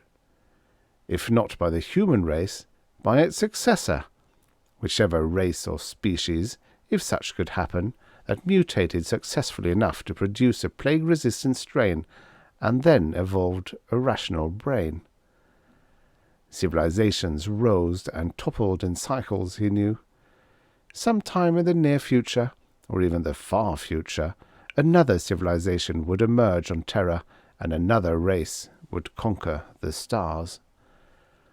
But what value was that to him, if he would die in a few days from lack of oxygen? No, if he were to be rescued, it had to be soon. By the Venusian colonists? No hope lay there either. The second planet was an infant world, and its people, even if they succeeded in making space travel common, would be apt to avoid the Earth-lunar system like the... He choked. There was no other word for it. Like the plague. Again, he was conscious of his brief chill. It aroused some elusive connection in his brain with a piece of information he had nearly forgotten. What was it? Cerebration set in as he sought to pin down the clue he wanted. He felt his body chilling. Chilling, he thought. That was it. Deep freezing. What cold was colder than the eternal absolute zero of outer space? Where could a person find temperatures lower than those in the celestial icebox that extended everywhere around him? Just outside his port window lurked enough chill to keep his body intact for 1,000,000 years. And in 1,000,000 years, who knew what cultures would learn to pilot vessels through space and come his way to revive him? Possibly alien cultures whom his superior genius for organizing would enable him to dominate. Already, the contemplation of such a possibility rendered the prospect so alluring he wondered why he was holding back. Why not step out of the airlock immediately? It was calm reasoning that deterred him. The realization that his scheme for survival was to meet success, he would have to lay his plans deep enough to meet every contingent possibility. Two things became immediately apparent as essential.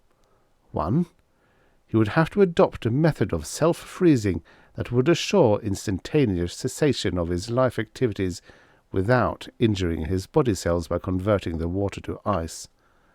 2. He would have to leave behind him an explanation of what he had done and sufficient directions concerning his revivification that he would not be restored so slowly as to alter his molecular structure, a turn of affairs which would in fact make him unalterably dead long before he is approached normal body warmth. Now, thoroughly aroused by the possibility of escaping total death, Edwin Dollard fought his way back through the damaged compartments to the tube room. Here were vats of liquid helium used in Collins engines to refrigerate the volatile rocket fuel.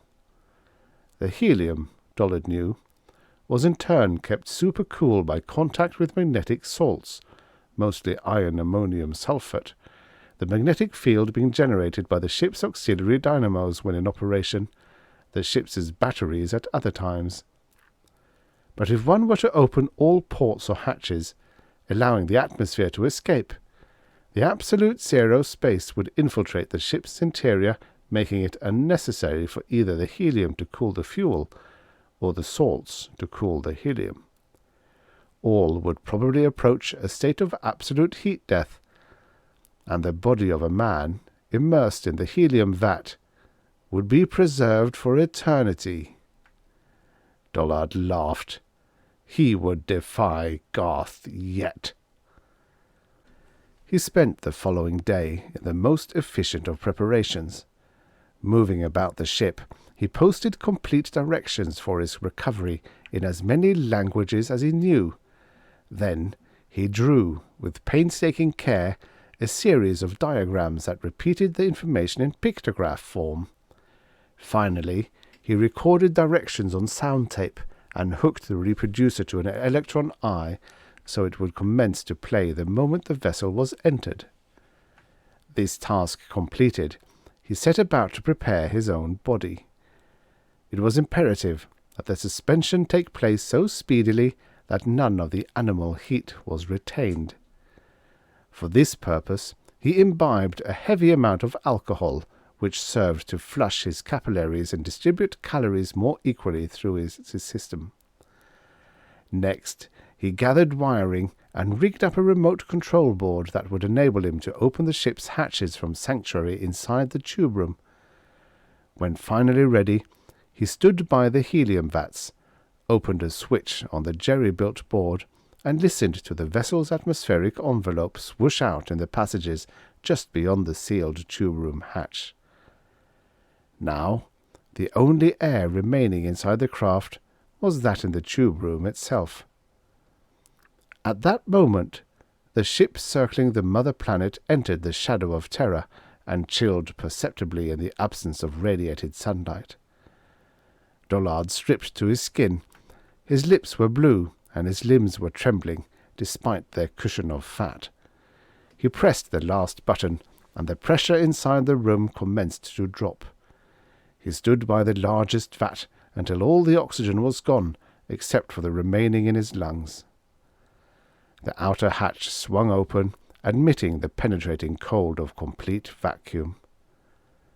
The trapped industrialist exhaled his breath, counted 3, and dived into the tank.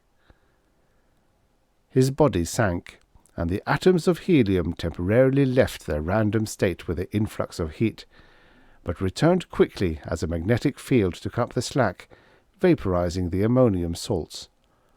All was quiet again. The human brain and the secondary laws of thermodynamics had combined to thwart the will of a relentless universe. Edwin Dollard, financial genius and murderer in his time, had entered into a state of suspended animation from which only an equal intelligence could ever awaken him. The planets and their satellites revolved in their orbits for uncounted centuries, until even the fixed stars shifted and formed new constellations. During this long, almost interminable period, no man-made vessels disturbed the equilibrium between the worlds. No man-made radiations penetrated the empty spaces of the solar system. A wanderer from Procyon or Sirius, entering the neighborhood of Sol, might well have suspected he had found 9 lifeless spheres pursuing a futile and purposeless course about their flaming parent. So immutable, however, are the laws of celestial mechanics, once set into operation, that Dollard's ship varied not a centimetre in his elliptical path during those endless dragging years. But organic life, by its very definition, is highly viable, highly persistent. It is capable of protracted existence in such diverse environments as the embedded hearts of meteors or the currents of briny polar seas. It is likewise capable of infinite modifications under stress, such as glacial flow, cessation of moisture, loss of sunlight, or the rampant onslaught of bacterial disease. Hardiest of all forms of life, as proved in the last days of the reptilian age, are the carnivorous mammalian orders. These members are generally the most adaptable, intelligent, and ubiquitous of living types, and by their conquest of their stubborn environment they have proven themselves equally the fiercest. Thus, It was not surprising that eventually the derelict spaces between the inner planet of Sol were once again the scene of traffic. Not bristling traffic, perhaps, but sufficient to present concrete proof of new intelligent race had developed on Terra. Nor was it any more surprising to Edwin Dollard when Dollard awoke, aroused from his long sleep, and conscious in the passage of time of no more than a second's absence from the world of sense and light, that this life should have found him. He awoke, aware of stinging pain in his eyelids and the jabbing of 1,000 needles below the surface of his skin. A glaring white bulb suspended in an ice-blue ceiling dug into his pupils with relentless intensity. A voice, couched in a low-throated growl, spoke just above his ear in an unintelligible language. A second voice, farther away, answered with a guttural purring. Dollard slowly revolved his field of vision until it rested upon the first creature who had spoken. His eyes made out a man-like apparition in a white smock buttoned to a metal harness, a tall, lithe figure whose curiously pointed face regarded him with unblinking interest. "You are come too, I notice," the creature said, employing a rasping, blurred form of English. "I am Sher Khan, of the people of Tigur, detailed to interpret your meagre tongue, O frozen primate." "You're not human, but at least you're intelligent," Dollard snorted. "Where am I?" "On board a vessel of the Tigurian fleet, bound for the home planet." "Which one do you call home?" For reply, Sher Khan gestured towards a bulkhead panelling at the far end of the room. Dollard's eyes focused on a trimensional photomural of Terra. In the representation, the continental outlines of the planet were the same, but if the colours were reproduced accurately, then the Earth had lost the bulk of its polar cap and become a tropical world. The Sahara was a verdant green, while a great portion of the Amazon Valley was inundated by bluish seas. Dollard attempted to sit up. The struggle was what first caused him to notice his nude body was strapped by polished steel clamps to a long flat porcelain table. Rolling his head to one side, he discovered that the table's rim contained a long shallow trough which had not been scoured too clean. Deepening stains remained of whosever blood it was that had been contributed from the last autopsy performed on the surface of the table. "Why am I tied up?" Dollard demanded. "A temporary precaution," Sher Khan replied soothingly. The growl of his voice had now reduced itself to a monotonous purr, which reminded Dollard of nothing so much as a— But then he shook his head. No, that couldn't be. Mankind replaced by a thinking species of biped felines, descended from a race of giant jungle cats? The development was fantastic. "Precaution?" Dollard repeated. "You might have become violent, primate. Only a few anthropoids are extant now, and they are scraggly skulkers, hiding out in the brush of the second planet, the world you knew as Venus. But even so, many of them have been known to react quite viciously when captured." "Then there are humans left?" "I see you recognize the difference between our race and yours at once." Sher Khan stiffened with pride. "The gap is quite great." Dollard noticed a very faint striped pattern could be traced in the fuzzy growth on Sher Khan's bared arms. "Yes, some members of the previous culture do survive," the feline continued. "Puny specimens. We have been forced to hunt them down. Unfortunately, they breed slowly." I claim no kinship with them, said Dollard. If you're sniffing around in an effort to find out my sentiments about that, you can stop right now. As a man from the past, I'm strictly for myself. He winked. What's more, I never did believe that monkey business. You know, about the human race being the only kind of life having souls or intelligence. Strange words from a primate. That's what I say. You look good enough to me. You have an adequate IQ. That's the only test you need to pass with me. Now, how about getting these clamps off of me? Dollard's renewed request incited no action. The feline interpreter's pointed features were impassive. Only the pricked attitude of his tufted ears indicated he was listening. Let's go, Dollard cajoled. You revived me, and I think I've proved I'm not dangerous. You still do not seem to understand. Your animation from the frozen sleep was undertaken solely because it was a challenge to our science that we could not overlook. And a bang-up job you did of it.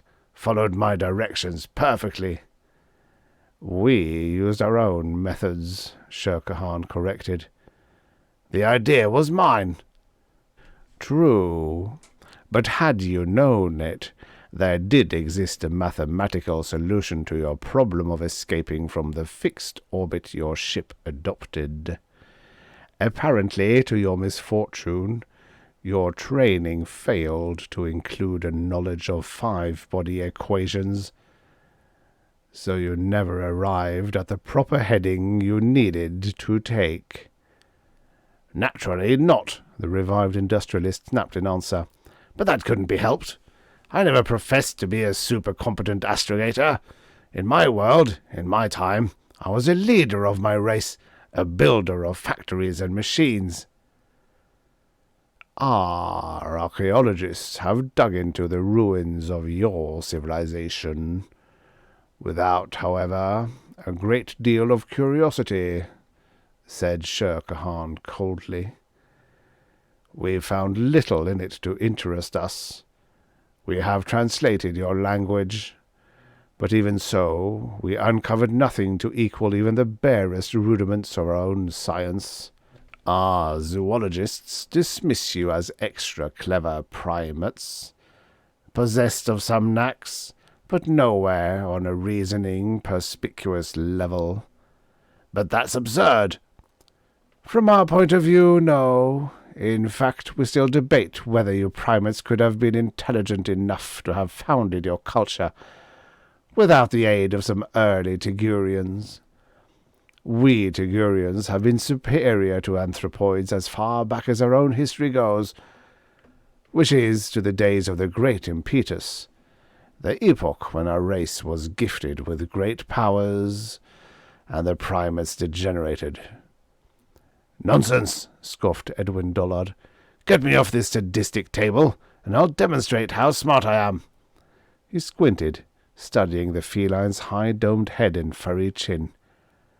Now I've got you pegged, he went on. You're just a specimen of what a jacked-up tiger would turn out to be, burned under a few million volts of hard radiation. You may be civilized, you and your people, but I bet it took you 1,000,000 years of high-speed evolution to do it. If it hadn't been for mankind's work with mutable bacteria, you'd still be chasing your tails under the palm trees. Sher Khan interrupted him, remarking, The art of vituperation and scolding always was a characteristic of the various simian species. We have an apt axiom among the people of Tiger. It might be translated, chattering man, empty brain pan. At that moment, it occurred to Dollard he was pressing his initial luck too far. No use antagonizing present company. All right, I know when I'm bucking the system too hard, he replied cagily. What do you intend to do with me? For answer, the interpreter turned to the second Tigurian in the room, a creature who had stood motionless near the only exit, and uttered a flow of guttural syllables, climaxed by a high-pitched questioning note. The reply was forthcoming almost immediately, spoken in weightier, more deliberate tones. "The commander says you are to be presented to the leaders of our civilization," Shirker Han reported. "That'll take place when we dock at the home planet in a few hours. In the meanwhile, you may have the run of the ship." The feline pushed down a knobbed lever, and the steel clamp slid from Dollard's trussed form. His relief matched only by his quickened awareness of the need for caution in dealing further with his rescuers.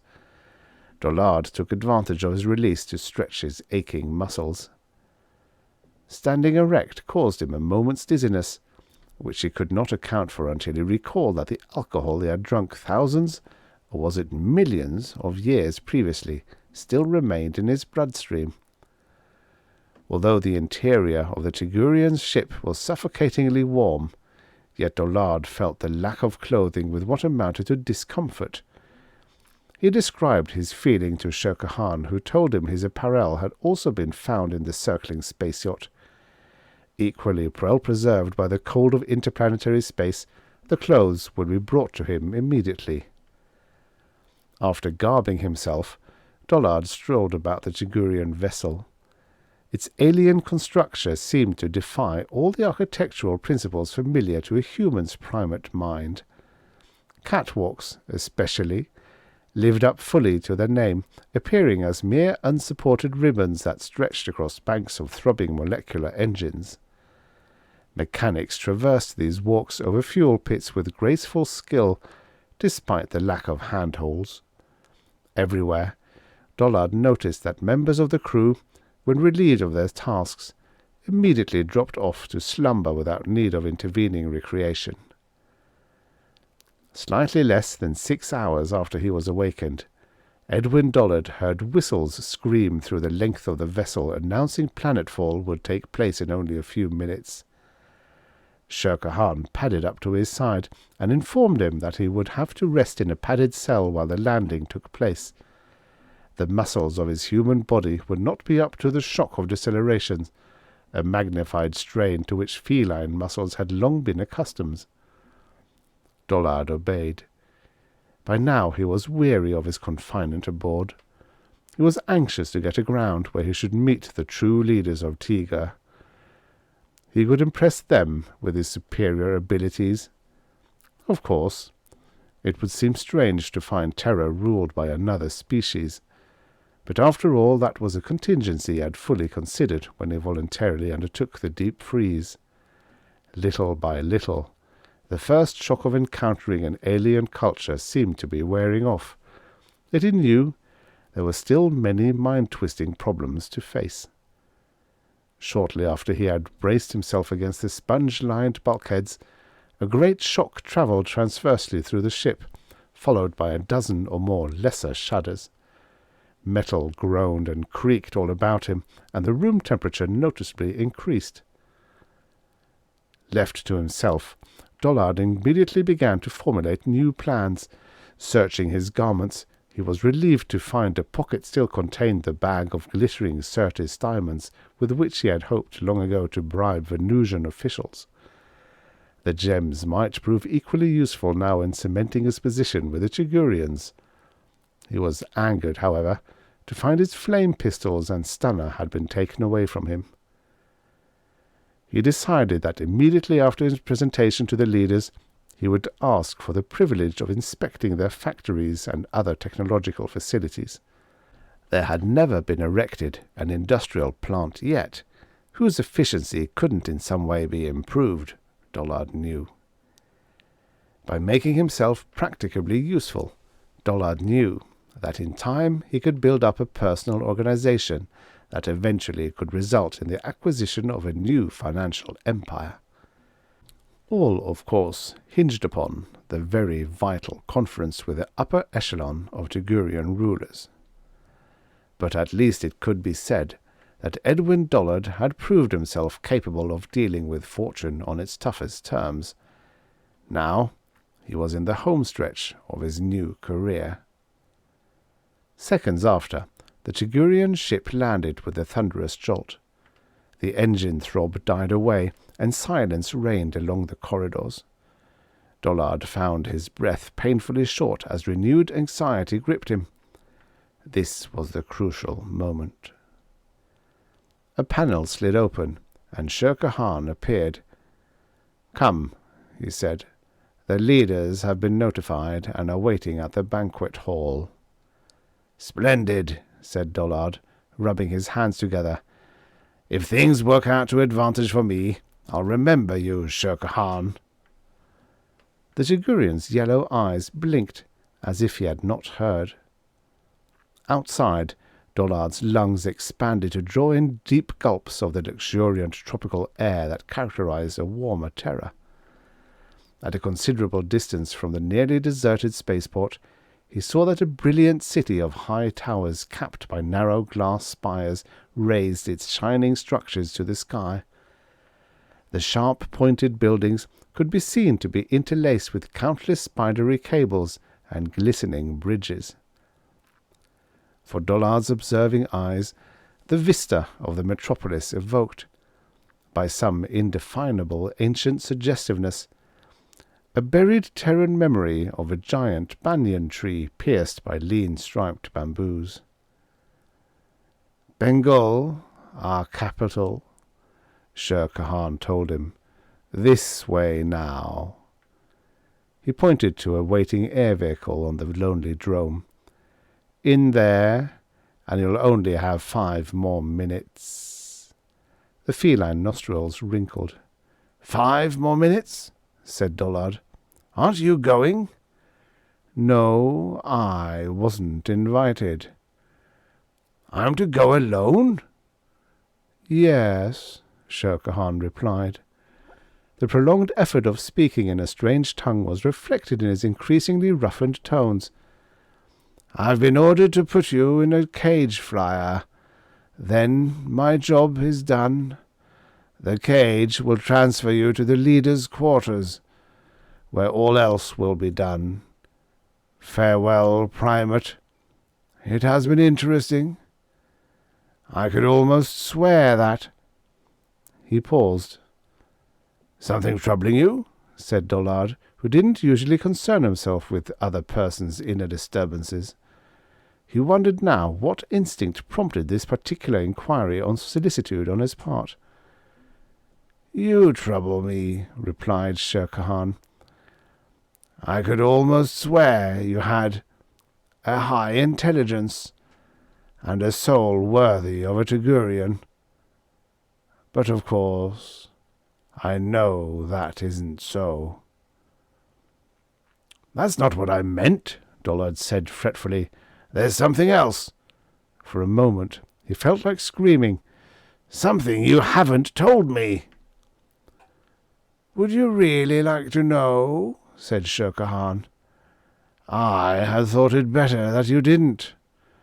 But then, I have often been accused of strange sympathies for a Tugurian. I demand to know." "Then I must hurry. Only a few minutes remain. Let me try to draw you a mental picture, Primate. Your race, like ours, was carnivorous. You feasted on many delicacies, on species extinct like the steer, the pheasant, the squirrel. It was your very nature, your undeniable primal instincts, that made you enjoy the rending and devouring of flesh." "True," admitted Dollard. His body was now trembling. "I remember," continued Shirker Han.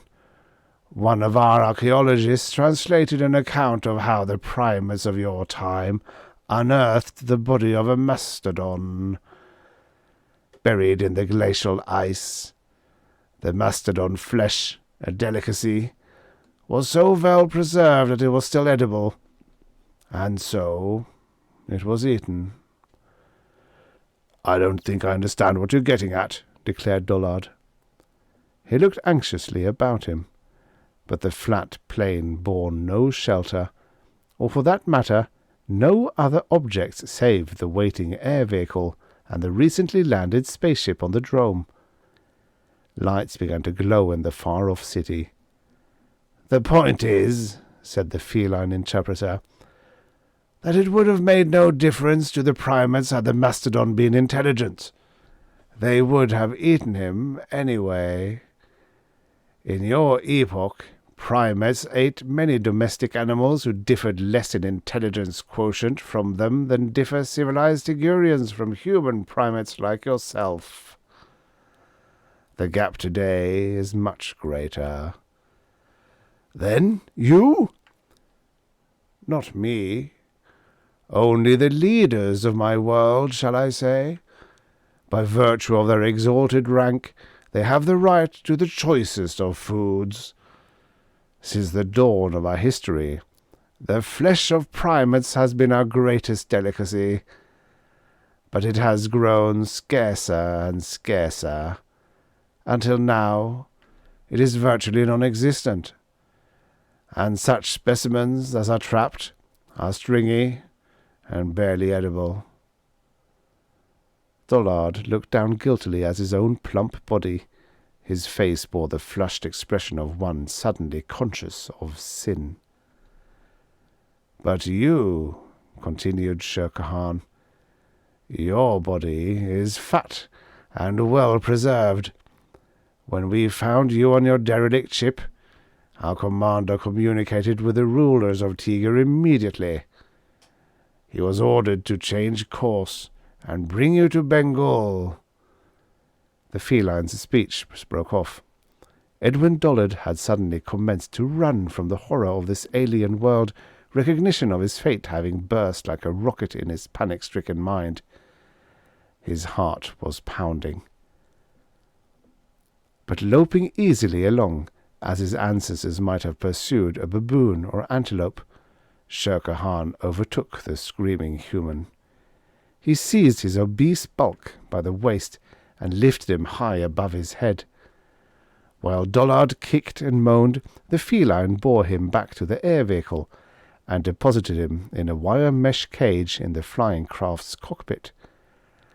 A tangle of the sticky ropes descended from the cage's roof, further entangling the trapped industrialist and serving to reduce him to helplessness. Shere Khan adjusted knobs and switches on the vehicle's control board until he had produced the desired setting. Then he stepped back. "As I said before," he declared, "this vehicle will automatically transport you to the leader's banquet hall, to arrive in 5 minutes. There, you will be prepared and presented to our rulers. I hope you please them. The reward for our commander and his crew will be great." "Then, all along, what you've been trying to tell me is that I'm to be—" The remainder of Dollard's words melted into a jumble of gibberish.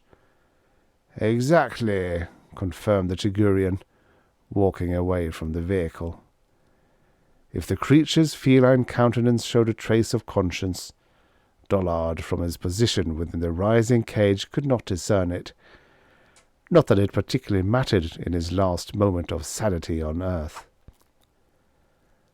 And it would puzzle Shere Khan for many years just why the last shrill scream of the primate was, "Garth! Garth! You did this to me!" The end. Subscribe for more at storiesoffuturespast.substack.com. And now for the next story. Firth's World by Irving Cox Jr., originally published in Worlds of If Science Fiction, May 1955. Narrated by Tom Trussel. His world was utopia inhabited only by wealthy, brilliant, creative, ambitious people. It was the ultimate in freedom, exempt from taxes, social problems, petty responsibilities. Let him go. It's quite safe to leave us. I want to talk to him. Sit over there, Chris, where you can be comfortable. A paradox, isn't it? You were taught we may never go back. Now I've authorized the building of the rocket. From your point of view, you were justified in trying to destroy it. I'm violating the regulations. You weren't. But time changes the shape of the truth, Chris. It isn't static. No one had the insight then to grasp the insanity of John Firth's dream. People hated Firth or envied him, but no one called him mad. John Firth was an industrialist, yet far more than that too. Politician, scientist, financier, even an artist of sorts. There was nothing he couldn't do, and few things he didn't do superbly well. That accounts for his philosophy. He never understood his own superiority. He honestly believed that all men could achieve what he had, if they set their minds to it. "Lazy, incompetent fools," he would say. "The world's full of them, and they elected a government of fools, taxing me to support the others." As billionaires go, John Firth was very young. 6 months after world government became an established reality, Earthships began to explore the skies, and in less than a year Mars, Venus, and the Earth had formed a planetary confederacy. A new feeling came to men when the burden of warfare was lifted from their minds. Men were free for the first time in centuries. Their full energies were channeled into invention, exploration, experiment. The Earth was like a frontier town, booming, uproarious, lusty, dynamic, but with the social conscience, poverty and deprivation for none, and unlimited opportunity for all.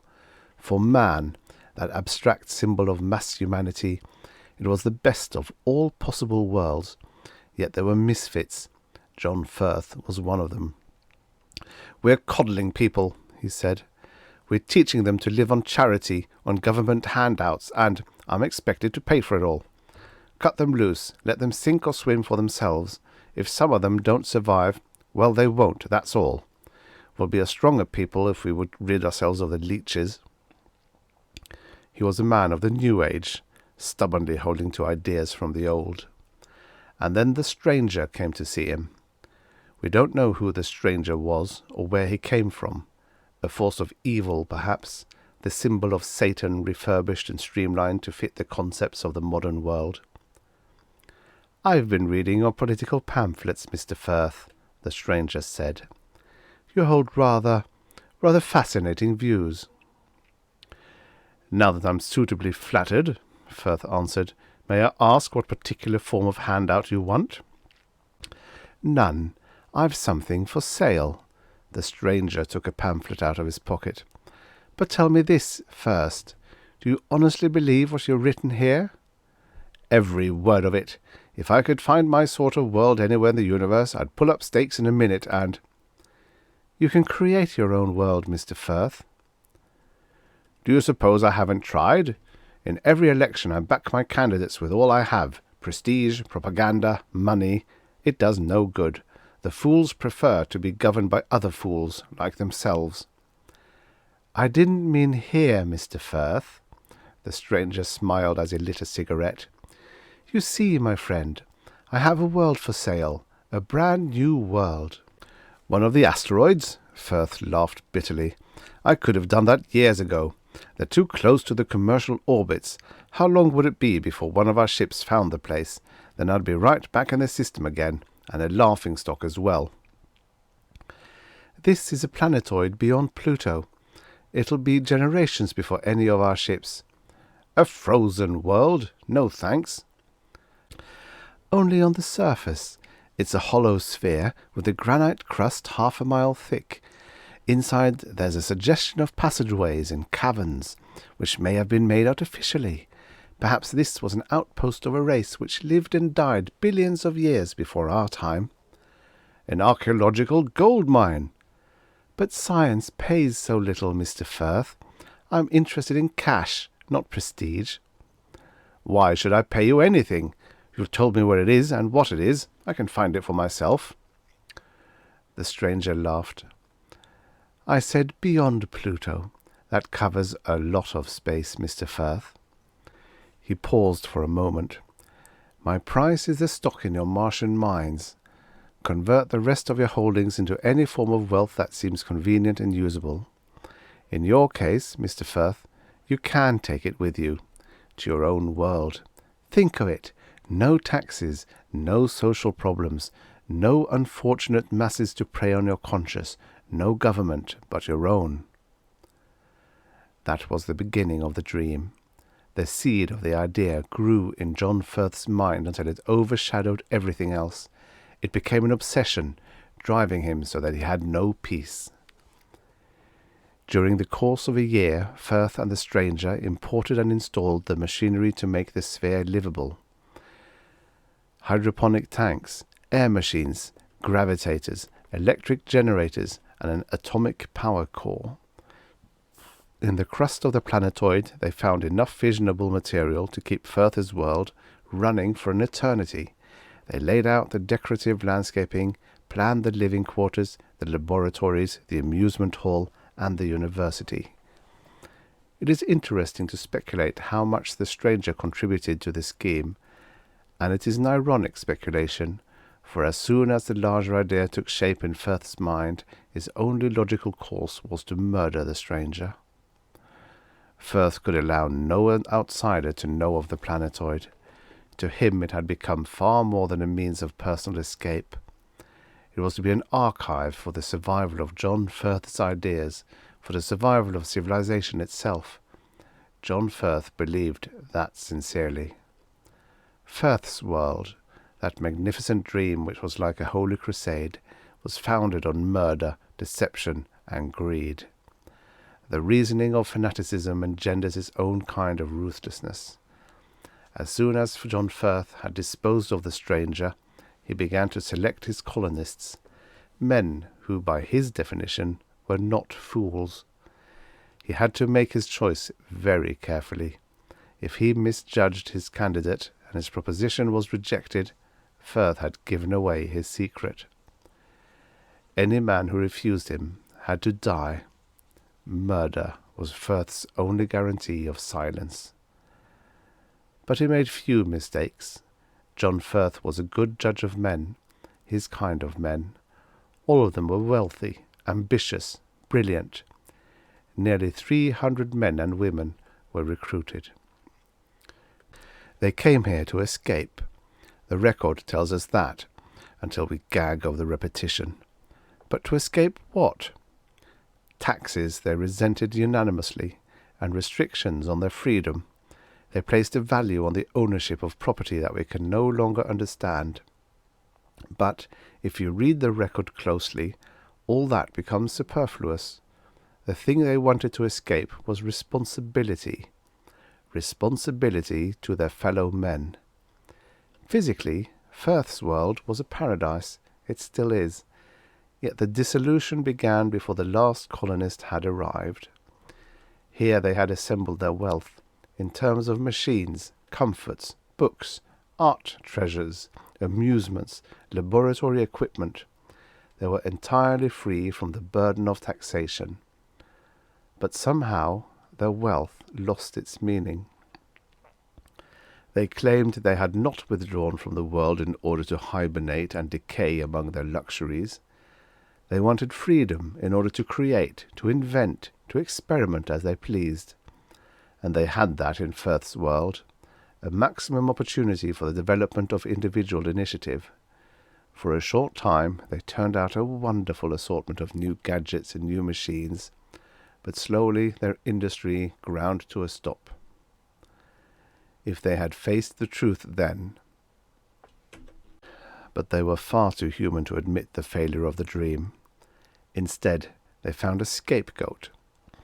John Firth has left us a record of the conversation he had with Adam Burtz. It is typical of their thinking at the time. Burtz, as you may know, was one of the outstanding physicists of his day. He had created and built Atomic Cores Incorporated until it was the largest power company in the Confederation.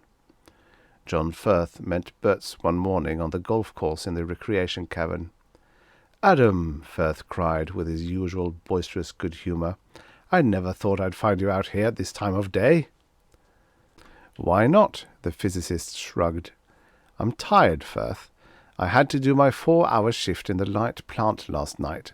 Maybe I'll feel like working in the lab tomorrow, and maybe not. I'm scheduled for a shift in hydroponics then. The shifts are short, Adam, and still too long for me. I'm not used to so much physical labor. The physicist's lips curled in a sneer. So very democratic, isn't it, Firth? Back home I hired men to do that kind of work for me. Firth clapped him heartily on the back. But we have other compensations, Adam.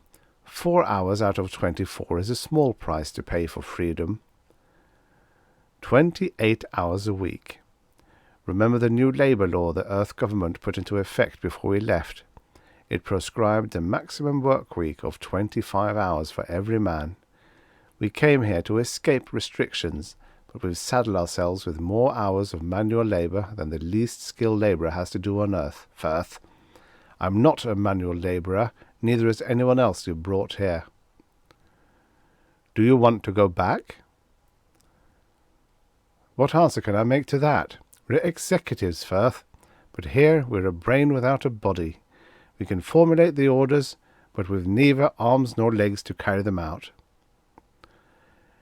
In other words, you're saying we should import a labour force to do our basic work for us? Why not? They're the fools, Adam, the incompetents. On Earth they were the millstones around our necks, envying us, hating us, building a prison for us with their laws and their regulations. All very true, Adam, where the government is in their hands, but we could keep them under control. After that, John Firth heard the same complaint from the others, over and over. They said they could not take advantage of their freedom because of the chores they had to do to keep Firth's world functioning. Firth called a meeting of the colonists. It was the closest approximation to a government they had. Government itself was one of the things they wanted to escape. They unanimously agreed that a labour force had to be recruited, and they settled upon 150 as the necessary number, half of them to be women. Working 8 hours a day, such a force could perform the work of Firth's world, yet the colonists would outnumber them 2 to 1, and the labour force would not be large enough to constitute a threat. We'll insist that they marry, of course, Adam Burtz said, and each couple would provide us with 2 children so that we shall always have a stabilized labour supply. We're talking, one of the women whispered, as if we're buying cattle.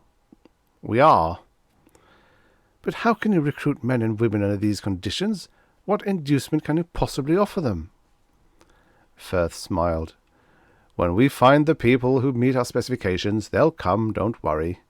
In the days of the sailing ships, the technique was called Shanghaiing.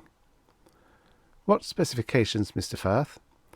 They must be young, strong, healthy, single, and low-level morons, Adam Burtz cut in. Imbeciles won't give us any trouble later on. To his other crimes, John Firth then added kidnapping. The end justified the means. He was creating a world, and that world would save civilization. I doubt that his conscience ever troubled him. Within 2 years, the second group of colonists was established in Firth's world. Apparently, they made an easy adjustment to their new environment. We have no record of complaints or protests. They were docile, obedient people. They took orders well. They liked to be told what to do. They needed very little supervision. The first colonists were entirely free then of any sort of work responsibility. For a while they went back to work in their laboratories or in the university, inventing, exploring, accumulating their store of knowledge. In imperceptible stages, however, their interest lagged. Their production came to a halt again. This time they had no excuse, no scapegoat. We can assume that some of them faced the truth squarely and honestly, yet they had chosen Firth's world and there was no way to turn back. We find only one actual hint of their despondency in a diary page written by an unknown woman. Carl stayed home again today. He had nearly finished the design for his machine, but he has no more enthusiasm to complete it. I know how he feels. I can't go on with my painting either. We have no purpose, no goal to achieve. We sit isolated in space, counting over the wealth of our talent and ability, but we can make no use of it. I wish I knew how many of the others think as I do, but I'm afraid to ask. The key to understanding them is that last sentence. Perhaps they all felt a disillusionment, but they had to pretend. Firth's world couldn't be at fault. If they were dissatisfied, it was because of a failure within themselves. At all costs, the flaw had to be hidden from their neighbours. Their first labour trouble was a welcome interlude in the creeping boredom. The docile Labour battalion suddenly discovered they were being overworked. Just what they could have done in Firth's world with shorter hours, no one knows. They staged a spotty, amateurish strike. Speakers made reference to the labour laws applicable on the earth and demanded better pay. To what end, it's hard for us to say. If the first colonists had turned over all their wealth, the workers would have had no more use for it. John Firth was unusually alarmed by the threatened strike. He reacted with excessive violence, and the other colonists followed his lead. 3 of the leaders of the uprising were executed. Others were brutally whipped. The outlaw pit was built then. Thereafter, at the first hint of any dissatisfaction, workers were condemned to it. The violence taught the workers resentment. Silently, sullenly, they passed on their hatred to their children. The aristocracy created the revolution and nurtured it, for it would have made no real difference if they had surrendered entirely to the strikers' demand. The children of the first colonists made no pretense of using Firth's world to advance knowledge, invention, or art. They were hedonists, bred to luxury, supported by slaves. The slaves, for their part, felt no emotion but hatred. From their parents they learnt that the aristocracy had violated the labour law. The children knew nothing about the law or the distant earth where it applied, but it was held in deep and sacred reverence. The laboratories and the university stood empty. Only the recreation cavern held any interest for the new aristocracy. A change took place among the slaves too. Their parents had been hand-picked morons. But neither brilliant achievement nor the moronic mind is hereditary. Most of the workers' children had an average intelligence. 1 or 2 would have been classified as geniuses. To their hatred, the second generation joined intelligence, and Firth's world was ready to blow apart. They struck the light plant first. Sudden and unexpected violence surged through the dark stone-walled corridors. John Firth led a band of men against the enemy, but his attack failed, and the workers seized the atomic power core, the heart of our world. If they shut down the reactors, they would stifle not only our lights, but the gravitators and the air machines as well. They would kill us all. The workers knew that. They were willing to risk suicide. Every bargain encounter was on their side. It was John Firth who surrendered. Firth's world died then. In the bitter depths of the pit, John Firth remembered what Adam Burts had said to him so many years before. We have come a brain without a body. We can formulate the orders, but with neither arms nor legs to carry them out. Suddenly, John Firth understood the fallacy of his fanaticism. A society was like a living body, an integrated organism of many members. No one could function without the others. No man, no group of men, could create an isolated world. The social equation seemed as clear to Firth as the simplest sum in arithmetic. Each man was a part of a functioning social unit which included them all. Each man's talent, whether it was the plodding docility of a moron or the brilliance of genius, belonged to all men. In the meantime, the workers found that they could not run Firth's world alone either. They gloried in forbidden luxuries until they were satiated.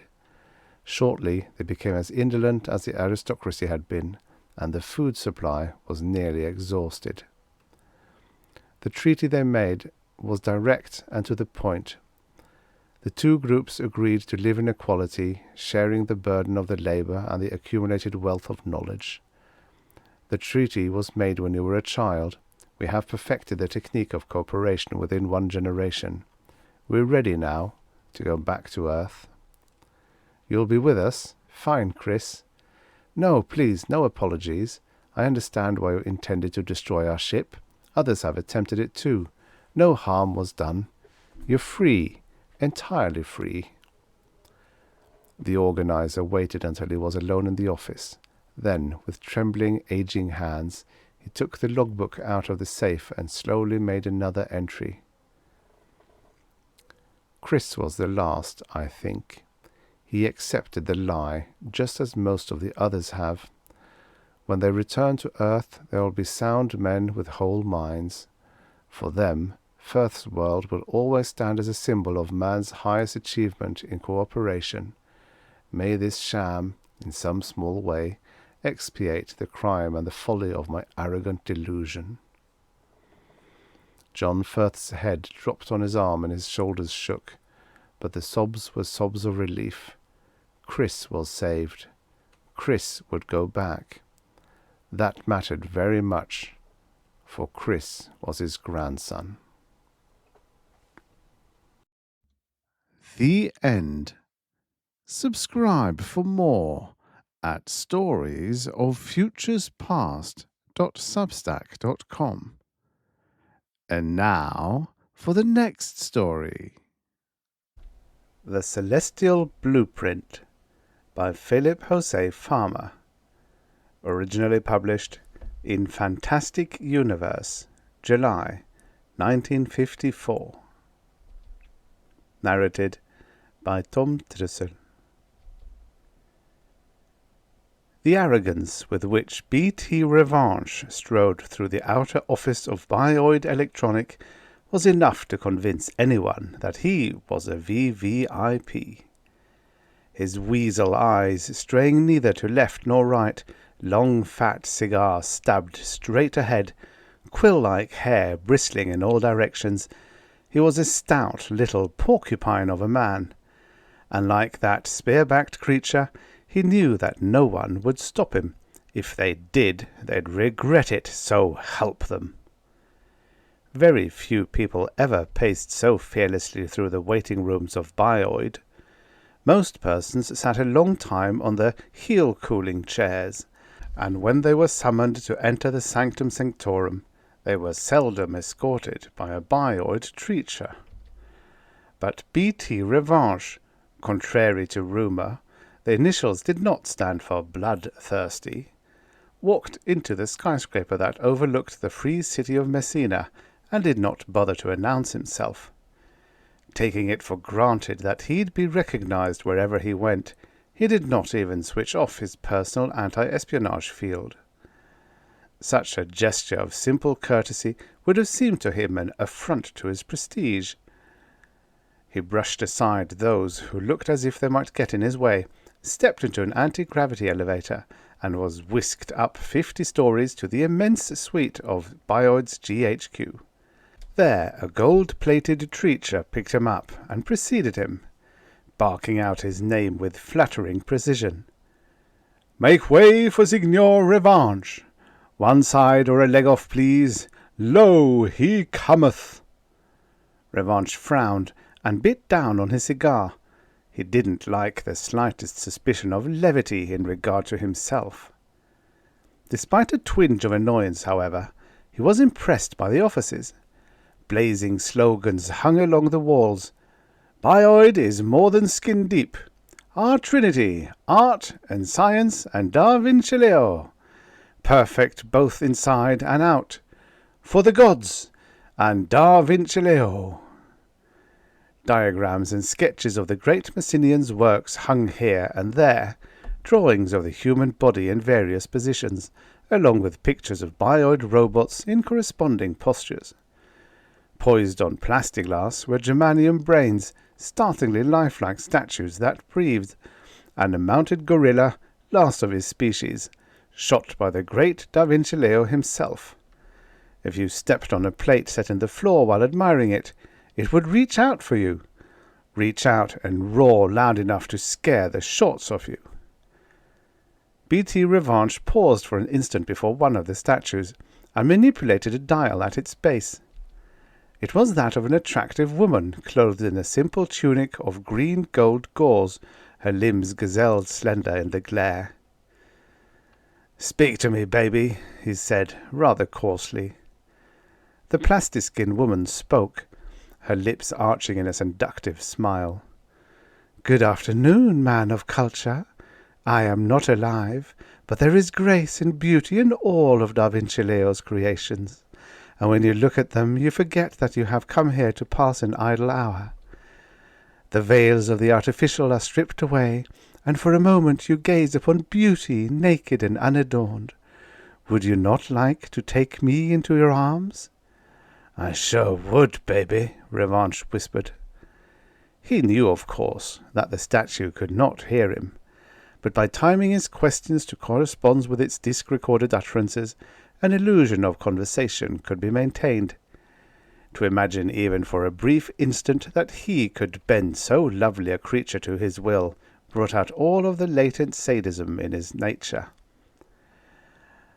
"I'm not interested in you as a work of art, baby," he said. "I guess you know that."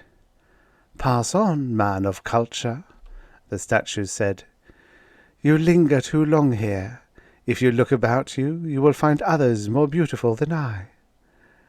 Abruptly the illusion snapped. Scowling, feeling outrageously cheated, Revanche swung about and resumed his arrogant stride. There were many viv oil paintings of scenes that gave the illusion, if you looked at them obliquely, of leaves fluttering, birds flying, women walking, and water flowing.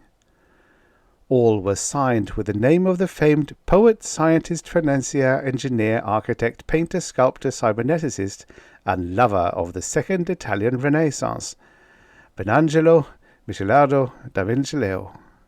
There was only one man on earth who was more widely known, more powerful.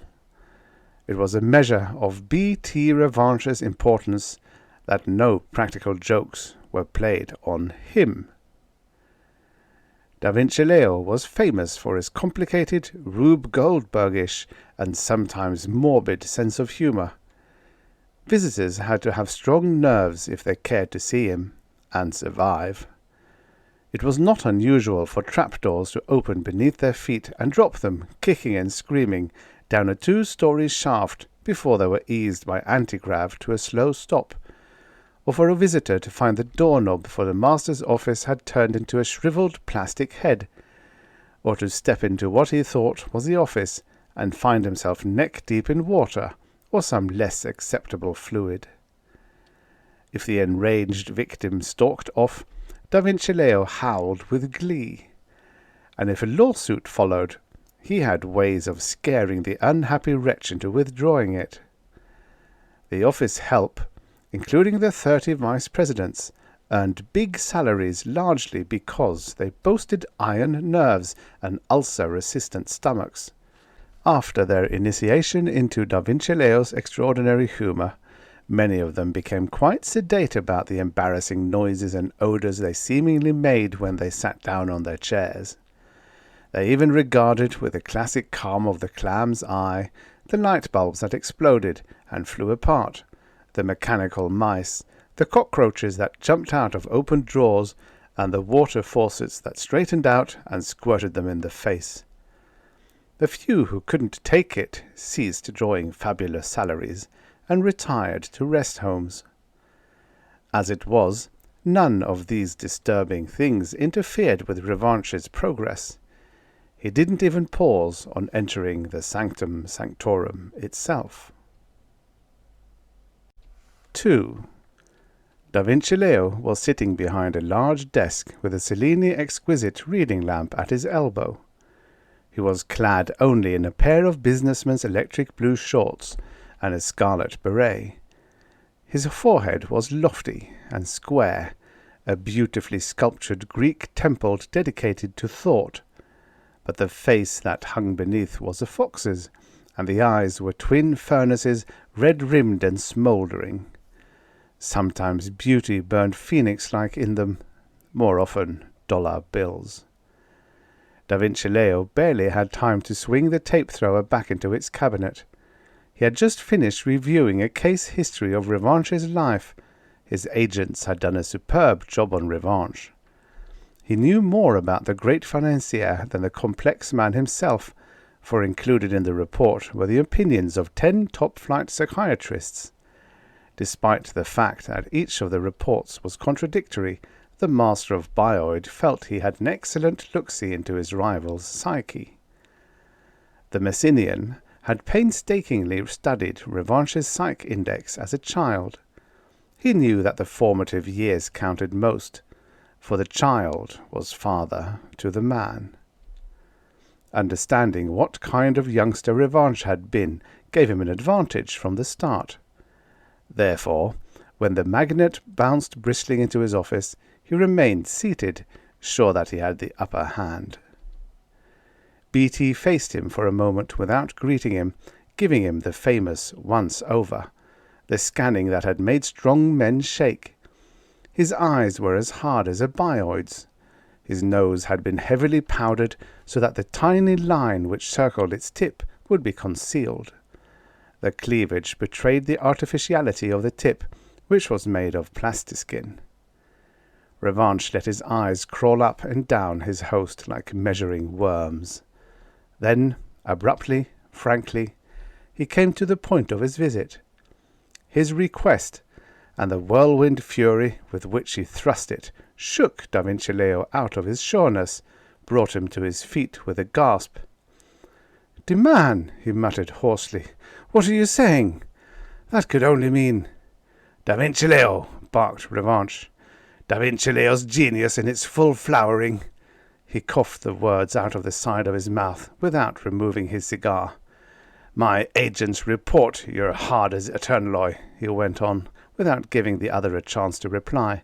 "They say you have the artistic genius of Buonarroti, the ruthless ambition of a Borgia, and the depraved humour of a Caligula." The Messinian did not flinch. He looked pleased, as well he might, for Revanche meant the epithets as compliments. "You'll stop at nothing to get what you want," the financier emphasized. "It was your remorseless drive and executive ability that made you build Bioid with only a servo shoe shiner as a start. And you know as well as I do that you stole the money to buy the servo from your blind and penniless mother." Da Vinci Leo blinked. He had thought no one had known about that. But after all, what did he care? His mother had been paid back. He had buried her in a beautifully designed gold coffin. "My psychologists say one of your ambitions is to become the richest, most powerful man in the system. Unfortunately, I'm in your way. Well, if you'll do as I ask, I'm prepared to turn over my entire holdings to you." Da Vinci Leo's rusty brown eyes flaked with red desire. "How could I?" he countered. "If I tried it, I'd have to get out of the system. Every free city, every planet would band together to attack me. The universe would howl for my blood. What's wrong with you, Revanche, that you can't see that? Are you seriously trying to get me killed? Or is it your contempt for the creative intellect which prevents you from realizing how the dogs would howl?" "Let them howl," Revanche countered. "I'll sign over my entire fortune to you. I'll make you president and owner of my company. We'll draw up a contract which will make me head of Bioid. That way, I'll bear all the responsibility. All, do you hear? You'll actually be directing operations, but you'll be legally blameless. Do you understand? Immediately after the job is finished, Bioid reverts to you." "And you, Revanche, what are you going to do?" "As soon as my revenge is satisfied, I'll take my yacht to the newly discovered planet of Alpha Draconis. I'll be beyond extradition there. I'll start business all over again. It's a raw planet that offers a challenge to me this tame system has lost." "Well, I don't know. I'll need time to think." Revanche growled, then barked. My agents say you're famous for making electronic fast decisions. Tell me right now, or I go to your competitor. Think, man, he went on quickly. You're an engineer and an artist. It will be the culmination, the masterpiece of your career. Historically speaking, Buonarroti or Nero won't be able to hold a candle to you, and he'll also be the richest man under the sun. Da Vinci Leo's eyes swiveled back and forth. Revanche could see the tubes glowing, the switches click-clacking on the tremendous grey board inside that Greek temple of a forehead. But, he reflected, somewhat hypocritically, it was a temple that needed a whip to drive out the money changers.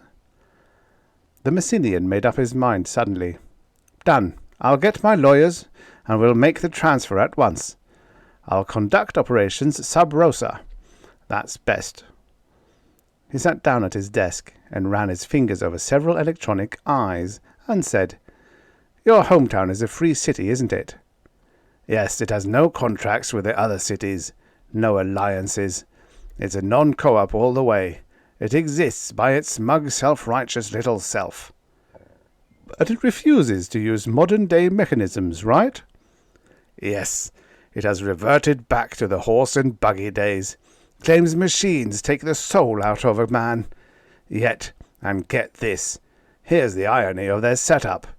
Despising machinery, they're still run by the most mechanical religion and the most mechanical state, politically speaking, imaginable.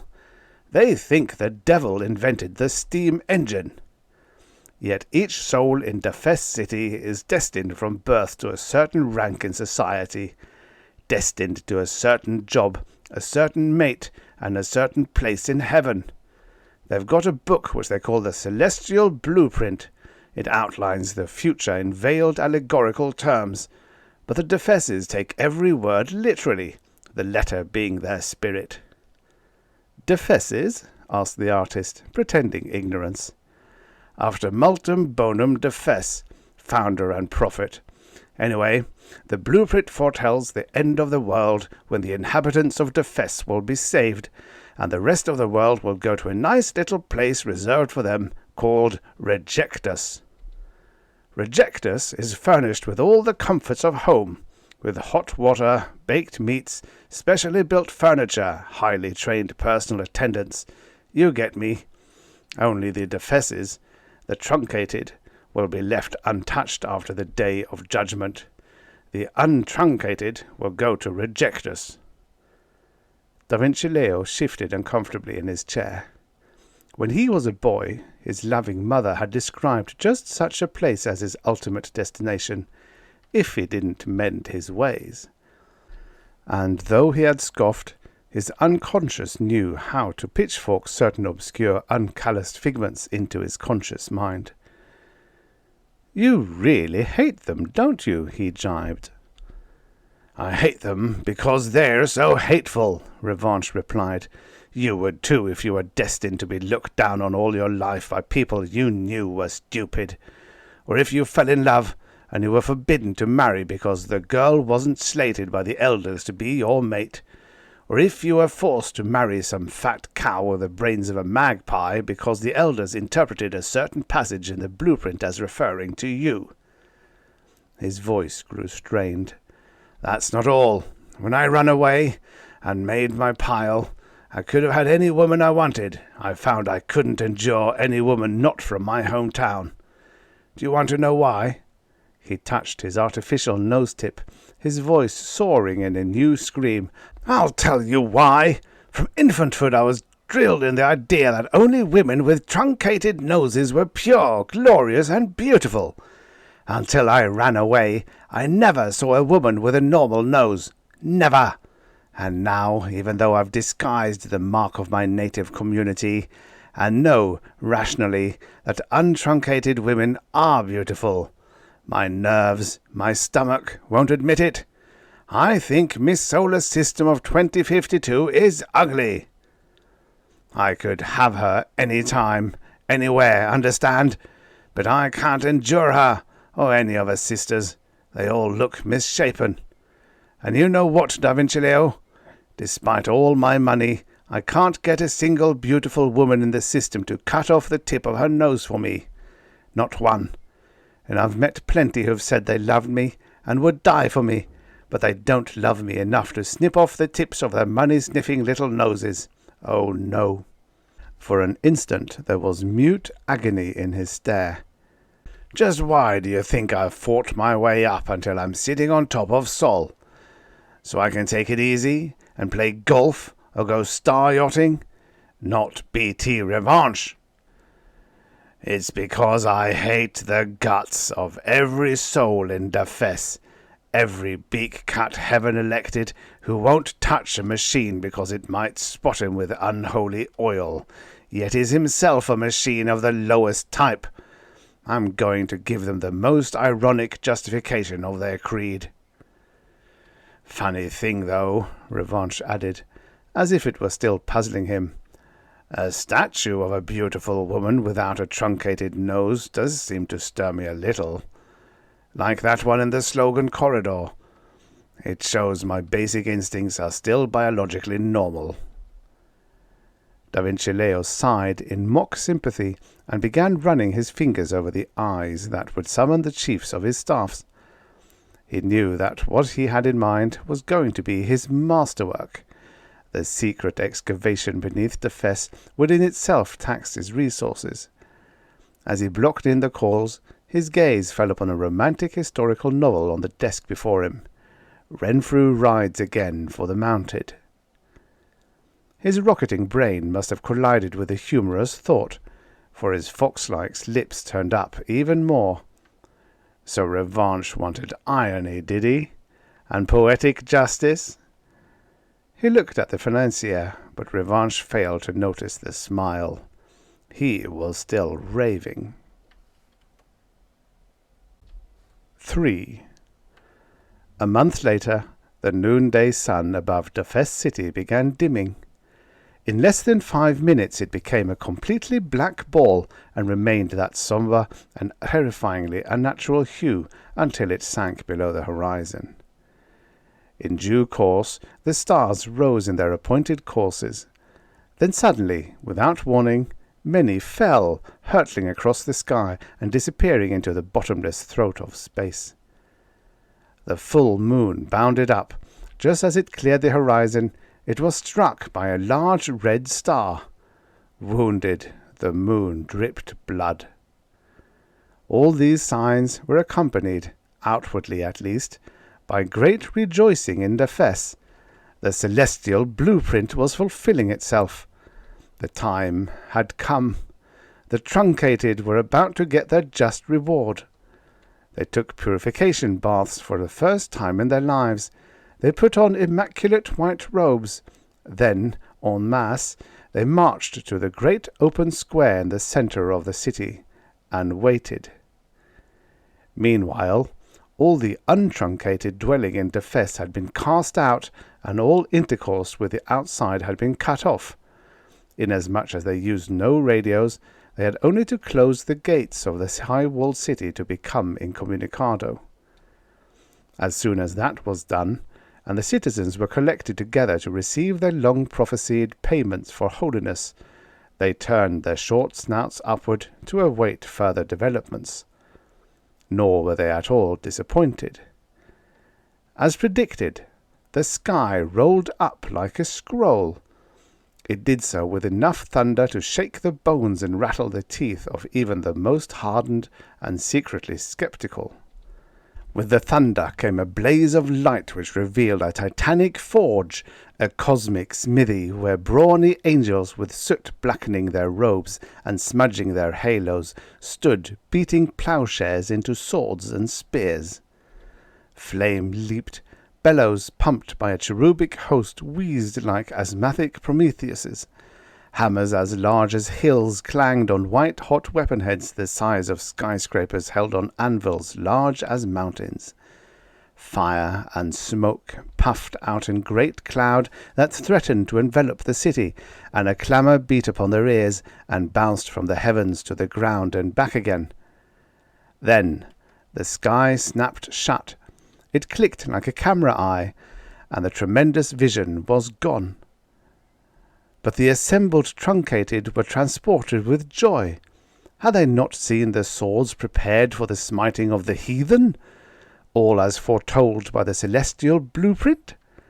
An exultant buzz rose from the crowd. It was, however, stilled at once, for, across the blackened sky, lightning flashed and twisted itself into words that seared the eyes of the multitude. Everyone watched spellbound above them. "You have been chosen." A vast murmur of pleasure ascended from the crowd. Many of them, it might have been noticed, looked relieved.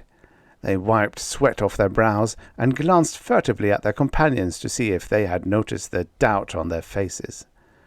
The elders of the truncated gathered upon a raised platform in the centre of the square, lifted their arms, and began the ritual whose words would start the gears of the final minutes of the day into spinning. As blueprinted, the sky paled and became its normal afternoon azure. The citizens stood hushed, gazing expectantly upwards. After a tense 2 minutes, the sky suddenly turned black again. This time, however, streaks of blue appeared between the black clots. In a moment, it was seen that the sable hue had been caused by a host of figures, so many they had almost blotted out the blue. It was as if the sky were an upside-down sea out of which dived 1,000 bodies plunging earthward head foremost. A shout of rapture swelled from the ground to meet them. The dead truncated were descending from heaven to crown the faithful living. But there was one man who did not scream with joy.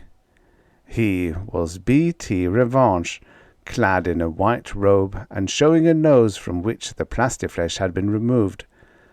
He was there because he had insisted to Da Vincileo that he could not get his money's worth unless he actually participated. "You can't taste blood over a TV set," he had growled. So it was that he was the only one of the throng who did not, at the next moment, fall silent in an amazed numbness. For the falling figures did not carry laurels with which to crown the faithful on the ground. Far from it. They held swords before them, long and broad two-edged blades that flashed ominously in the bright sunlight. A scream of mingled outrage and terror tore the air into tatters. Something was wrong. Somebody had thrown a monkey-wrench into the celestial gears. The blueprint had said nothing about this. The figures swelled in size as they came closer. They slowed their headlong rush, uprighted themselves, and floated feet first to earth. There they paused a minute, glaring about, until the entire army had descended. The multitude looked at the swordsmen, who were close enough to be discerned in detail. They breathed out one marvelling and shocked syllable. X. Yes, each one of the thousands of descended beings was a replica of X, the entity known in other lands and other tongues by 1,000 other names. X was one of his signs, and it was the one chosen by the prophet Dephès to designate the entity, because X was an unknown quantity to the pagans. It was X, so wrote the prophet, who had visited Dephès in person and assured that man of wisdom that he alone was being given the monopoly of the sacred teachings. Nor did it matter to the prophet that hundreds of others had made prior claims. He, Dephès, was sure that only his descendants were to be X's heirs on earth until such time as the entity returned.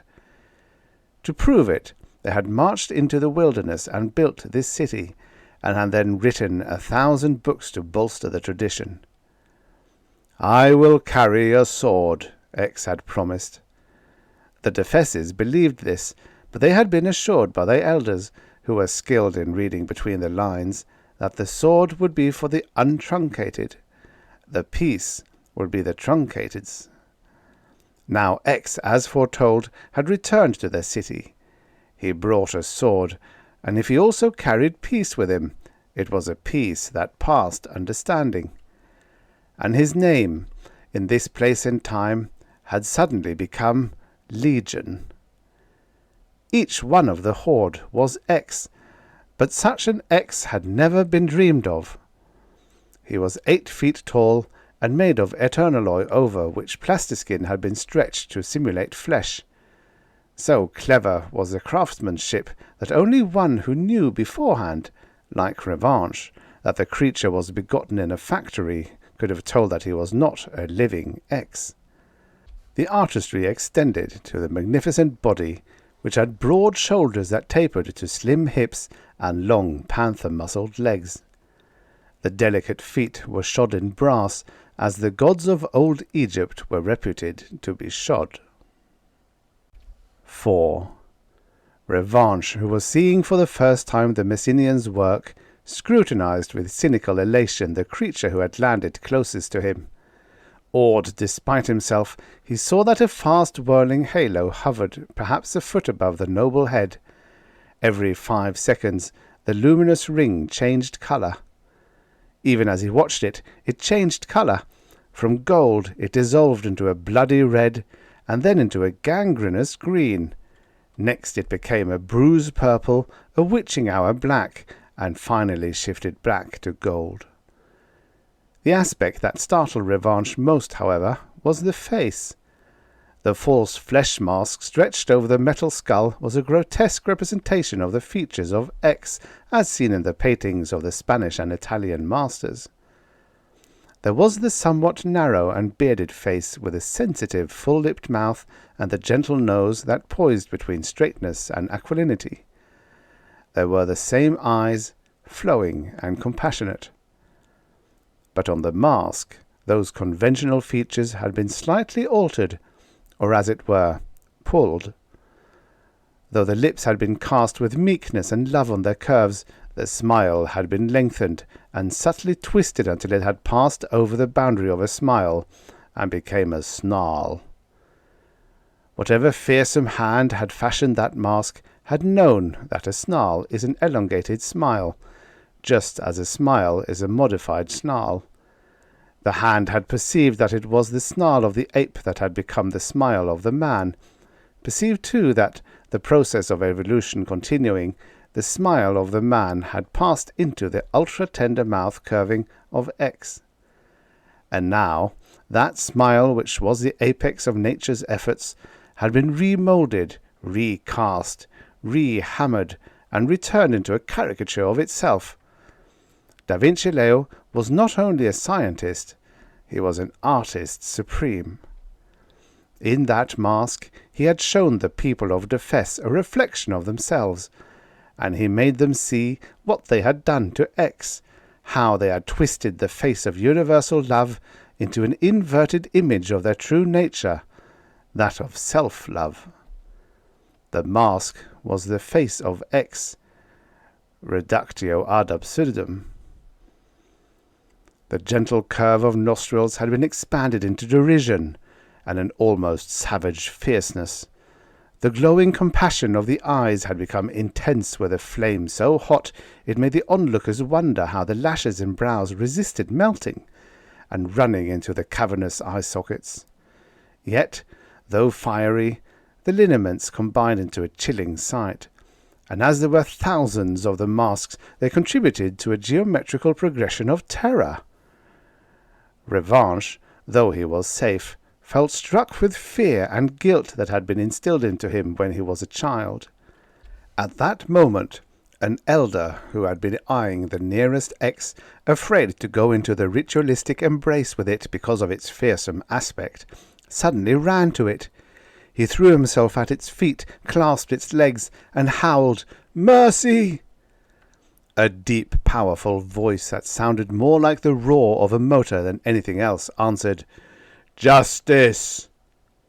Justice was what the elder had prayed for all of his life. Now he got it.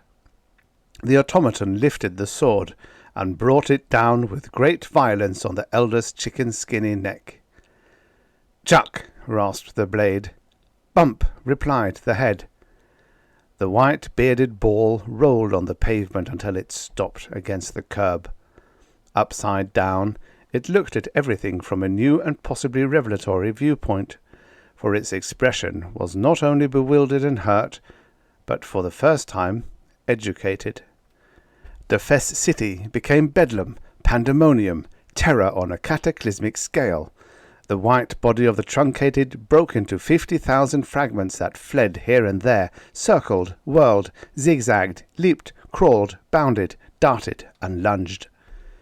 The legion of X stalked after them.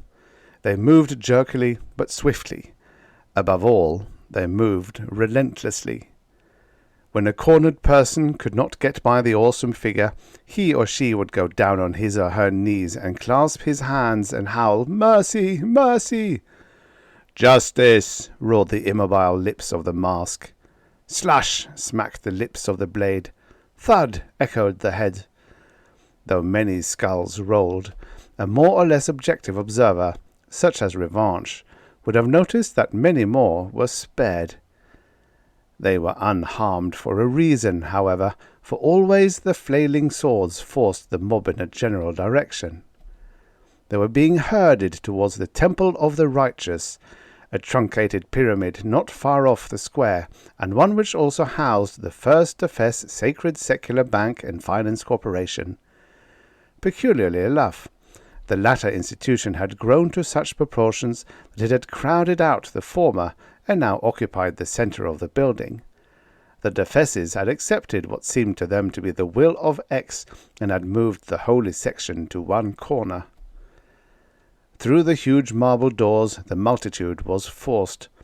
They had no place else to go, for wherever they turned, the blazing eye and the flashing sword headed them off. B.T. Revanche allowed himself to be borne along with the current. Once inside the pyramid, however, he separated himself from the crowd and ran down a side passage. The main body was being forced into the open door of the vault. He did not wish to go with them. He had persuaded Da Vinci Leo to prepare a private entrance for him. He ran with all the speed his short legs could muster, puffing hard. When he rounded a corner, he stopped short. His heart, which had been pounding only moderately, now suddenly went into the Walpurgisnacht terror music of Mussorgsky's Night on Bear Mountain. A bioid X was stationed down the hall, exactly in front of the mural that concealed the secret door. He paused, sucked in oxygen and courage, and then walked briskly up to the thing, confident that the electronic interferer he wore strapped to his belt would neutralize it. But when he got up to it, his suppressed doubt and suspicion were translated into action. The flame-eyed X lifted his sword and lashed out at him. "You have been chosen," the frozen lips roared. The keen-tipped missed by a spiderweb, taking Revanche Adam Apple out in one neat chunk. Appalled, the financier turned and fled. While he ran, he turned his head and shrilled back, "You're making a mistake!" It was a futile thing to scream out, for the plastiskin ears were deaf to meaning, if not to noise. Revanche's hand fumbled on the interferer's switch and clicked it back and forth. It seemed to be working. It was warm and humming. What then was the matter? He cursed Da Vinci Leo for a strictly third-rate artisan, a bungler, botcher, and bonehead. Suddenly he was running down another empty corridor, his hard soles bouncing echoes off the faraway walls. Slap, slap, puff, wheeze. There was an open window at the distant end of the hall. If only he could make that! Again he stopped short. Half hidden in the shadows stood an X on guard. It turned its head, and tiger-bright eyes flamed. Revanche choked off a scream and whirled. He expected to see the other destroyer behind him, but it was not in sight. When he reached the junction of the two corridors, he saw it standing there, sword held out before it in satiric salute. There was but one way for Revanche to go, straight back to the bank's vault. For the first time he realized that he himself, B.T. Revanche, was being herded. He spun around again to face the oncoming terrors, Frantically his fingers flicked the switch. "Stop! Stop! I am your master! I am Revanche! I own you!" "You are the chosen!" they bellowed. He whirled and began running again.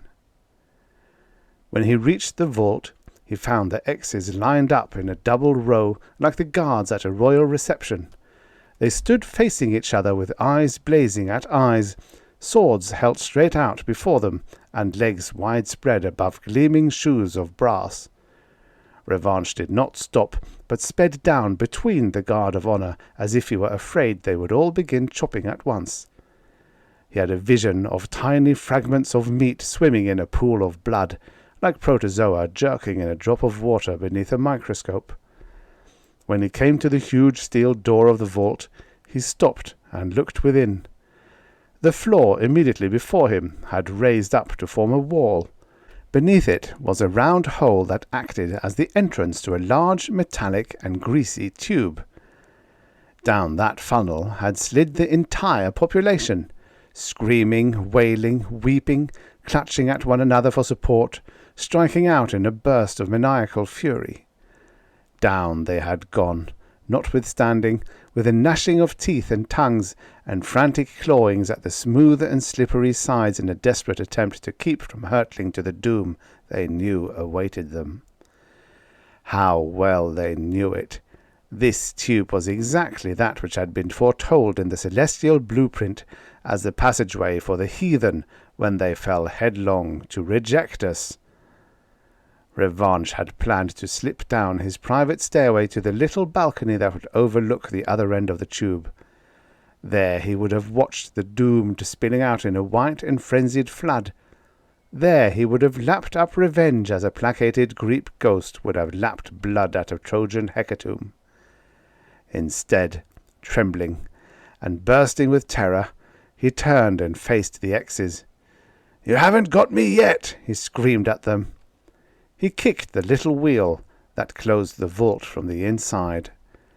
Once the 200-ton door clanged shut, it could not be opened as long as the inside wheel remained locked in place.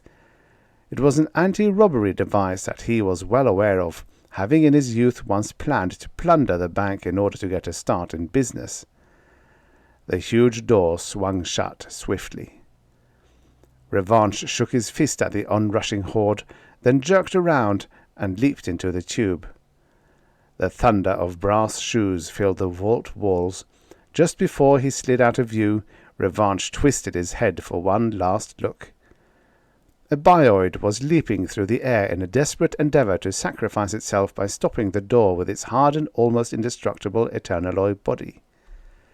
The financier did not see whether or not the bioid made it, for he dropped abruptly into the blackness. 5. Normally, he would have shot down the smooth funnel, inclined at 35 degrees, at a terrific speed, but he had not become the most resourceful financier of the solar system for nothing. No wizard in an emergency, he yet liked to be prepared. So it was that he flicked the switch of the anti-grav unit around his waist and quickly slowed to a half-speed. He had wanted to wear a full-power machine, but it would have been too bulky to conceal beneath the loose folds of his garments. He had to be content with a moderate rate of descent. After 20 seconds of sliding, he slipped out of the mouth of the funnel. It was as he had hoped. His checked speed enabled him to drop onto a granite ledge beneath the opening. Even so, he fell close to the very edge. A little more velocity, and he would have gone completely over. Shuddering, he clutched the rim of rock until he had regained some of his composure. After a while, he inched forward until his head hung over the lip of the precipice, and he could gaze downward into the abyss. Below, seemingly 1,000 feet down, though he knew the distance must be an illusion fabricated by Da Vinci Leo, was a lake of molten lava rising in great billows, then sinking into deep valleys and releasing gigantic bubbles that rose and burst and loosed a stench of sulphur that almost suffocated him. Smoke spiraled up past his head and collected against the roof far above. The heat that ascended was strong enough to crisp his face if he had looked long into it. Nowhere was there a sign of the Fess's inhabitants. All had been dissolved in the roaring sea of lava, in the hell that had been prophesied for all their enemies. Quailing, Revanche looked to left and right along the narrow ledge for an avenue of escape. There was none. Both ends tapered off into the rock. Straight across, perhaps 100 feet away, was a balcony from which he had hoped to see the show. If he had the guts, he thought, he could step up its anti-grav past the danger point and, almost weightless for a second, could leap to the balcony. If the pack didn't burn out while he was in mid-air, if he didn't misgauge and miss the balcony, if the hellish blast from below didn't crisp him before he completed the jump, if... He stood up, and by the glow thrown up from the bright ocean, he peered up the slide. Another if. What if he could brace his legs against the sides of the O and painfully work his way back up? At that moment a figure shot out of the shadows of the tunnel, a figure that approached at express train speed and quickly loomed larger and larger, its blood-coloured halo, the mask with the snarl of tenderness, the furnace door eyes, and the dripping sword. All could be made out in frightening detail. Like the lost soul he believed he was, Revanche screamed and dropped flat to the ledge, crushing his snipped nose into the granite. He moaned and waited for the clang of armour and the final whistle of the blade through the air before it thudded into his neck. Above him, something dark and monstrous shot out of the O and roared by. Whoosh! It missed the ledge by many feet and fell into the lava ocean. A train of shadows flickered over Revanche. The air was disturbed by the constant passage of flying elephantine bodies. Whoosh! Whoosh! Whoosh! One by one, like living shells exploded out of a circus cannon, they projectiled over their intended prey. By the thousands they meteored over him, eyeballs matching the glare of the lava below, swords automatically slashing out even as they spun and turned over and over, and splashed into the liquid rock. Whish, brr, whoosh, splash! Suddenly, silence. Slowly Revanche rose. He could not believe it. He looked over the ledge, only the bare and boiling sea. He turned and glanced up the tube, silence and shadows, and the gleaming greasy symbol for 0. Understanding melted the glacier on his brain. He broke into a wild dance, wept tears for gladness, whistled 3 times, and shouted, "I've won! Revanche has won! And I've beat them!" Clippity-clop, clippity-clop. The unbelievable ring of iron horseshoes jumped out of the tube's mouth. Revanche froze in a pirouette, stood poised, then seemed to collapse into a strange loose creature that shambled over to the funnel and leaned backward to look up, like a dazed and stiff-necked Neanderthal. The liquid film of joy glazed over his mind again, grew white and cold and lumpy. A mount and its rider were coming out of the darkness and into the brimstone glare. The horse was a nightmare black, its eyeballs burning tiger yellow bright. It stretched back cruel and foaming lips, and revealed teeth sharp enough to rend him. A ghost horse, it cried for blood while its magnetic shoes clung briefly to the metal floor before lifting again. Clippity-clop rang its hooves. Then it stopped and hung its head down over the tube's lip and fixed Revanche with one demon's eye while its rider dismounted. It remained in that attitude and did not move even when its master dropped gently onto the ledge to face Revanche. The financier felt his bulging eyes threaten to leave his head, like balloons tugging at their moorings. His eyes understood before his brain did.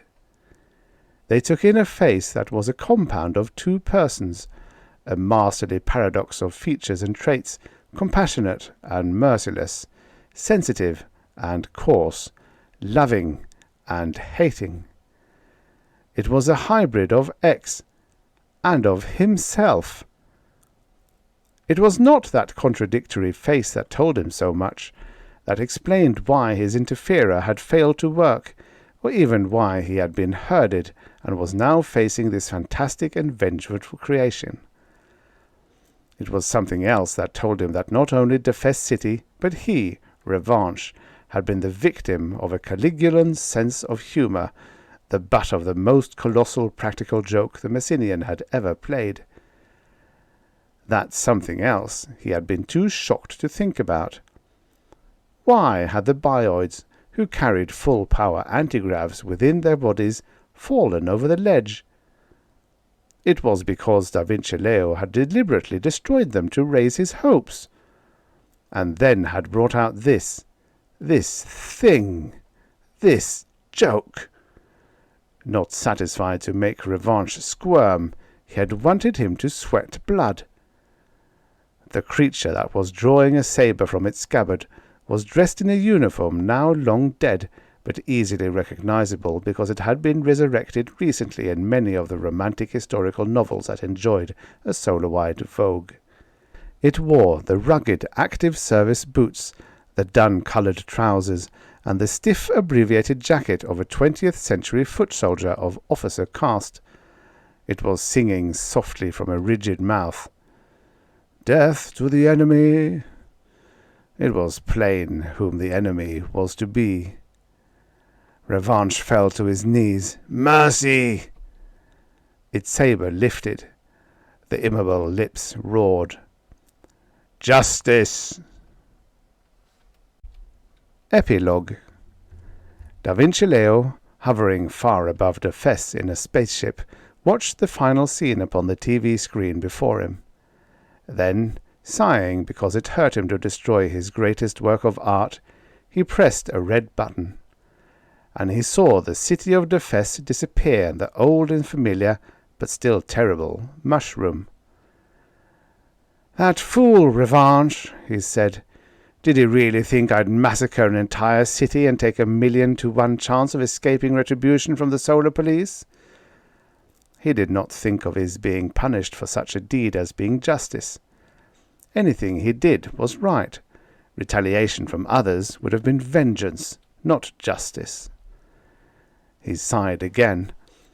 The project, Defess, had been enormous. But the worst problem had been Defess's citizens themselves. Even while an exact replica of the city was being constructed in a Canadian wilderness, far from the real Defess, his staff was tackling the necessary research, of which the hardest part had been both historical and technological. 1. Finding out exactly what each citizen looked and acted and talked like. 2. Building bioids that looked, acted, and talked like the original. Of course, the whole illusion had been designed to fool only one man and had had to be kept in existence less than 10 hours. A minor, though fascinating problem, had been that of getting blood to spout from the severed heads and concealing the springs and wires inside the wrecked bodies. At that moment, Revanche, very much alive in his star yacht, poised just above the stratosphere, pressed a button. The screen on his desk showed him a blur that was the missile he'd just launched and the target, Da Vinci Leo's ship. Then there was incandescence, followed by the old familiar mushroom. Revanche growled, "That fool!" and he turned away from the screen. His face was smug as a porcupine's that had loaded up on tender and vitamin-rich birch bark. He felt exceedingly satisfied. Why not? Watching the destruction of the synthetic citizens of the synthetic city of Defess had been almost as rewarding as seeing the real city delivered to judgment. The process had been a type of psychodrama that any good psychiatrist would have recommended for emotional catharsis. For the financier trusted no man, and though Da Vinci Leo had thought his double-crossing project was a secret, he could not hide it from the richest and most inquisitive human in the system. Nor had he guessed that Revanche would then employ Bioid's competitor to fashion an electronic proxy of himself. Revanche had suffered, long distance, as his plastiskin counterpart had seemed to suffer. Its terror-stricken face was his, and when it had yelled with frustration and screamed for mercy, he had done so also. But when he saw the terrible parody of himself lop off his proxy's head with a sabre, he had felt as if he had been killed and then come to life again. He'd been seized with the laughter that forced him to grip his chair to keep from falling to the floor, and now, very much calmed, and smoking a new cigar, he felt wonderful about his mock-up's death. He no longer had a barely suppressed fear of being hurled by his deity into the molten ocean of rejectors. It was as if he had paid for his own sins through the mechanical scapegoat, and now could live on with an untroubled conscience. He took the cigar from his mouth and chortled, and a third mushroom suddenly sprouted. Revanche and his star yacht went back to the elements with its white heart far hotter than the flames of rejectors. Da Vinci Leo had been a thorough man, as suspicious as Revanche himself. Shortly after he had made his deal with the financier, he had had a machine built which keyed into the personal pattern of his kappa brainwaves. If that pattern disappeared, quit radiating, a circuit was activated which sent a bloodhound missile soaring up into the air from a buried pit in the city of Messina, a missile whose electromagnetic nose sniffed for the scent of Revanche's kappa brainwaves, and would not stop until it homed in on its target. Thus, if the financier had paused long enough to light up his cigar before pressing the button that disposed of his enemy, he would have finished smoking it, and many more after it. For Da Vinci Leo had been convinced that Revanche had perished with the false city of Defes, and he was just reaching out to flick the bloodhound's deactivation stud when Revanche's missile interrupted him forever. The end. Do you want to know how you can help save more of the forgotten stories of futures past? Visit storiesoffuturespast.substack.com/about.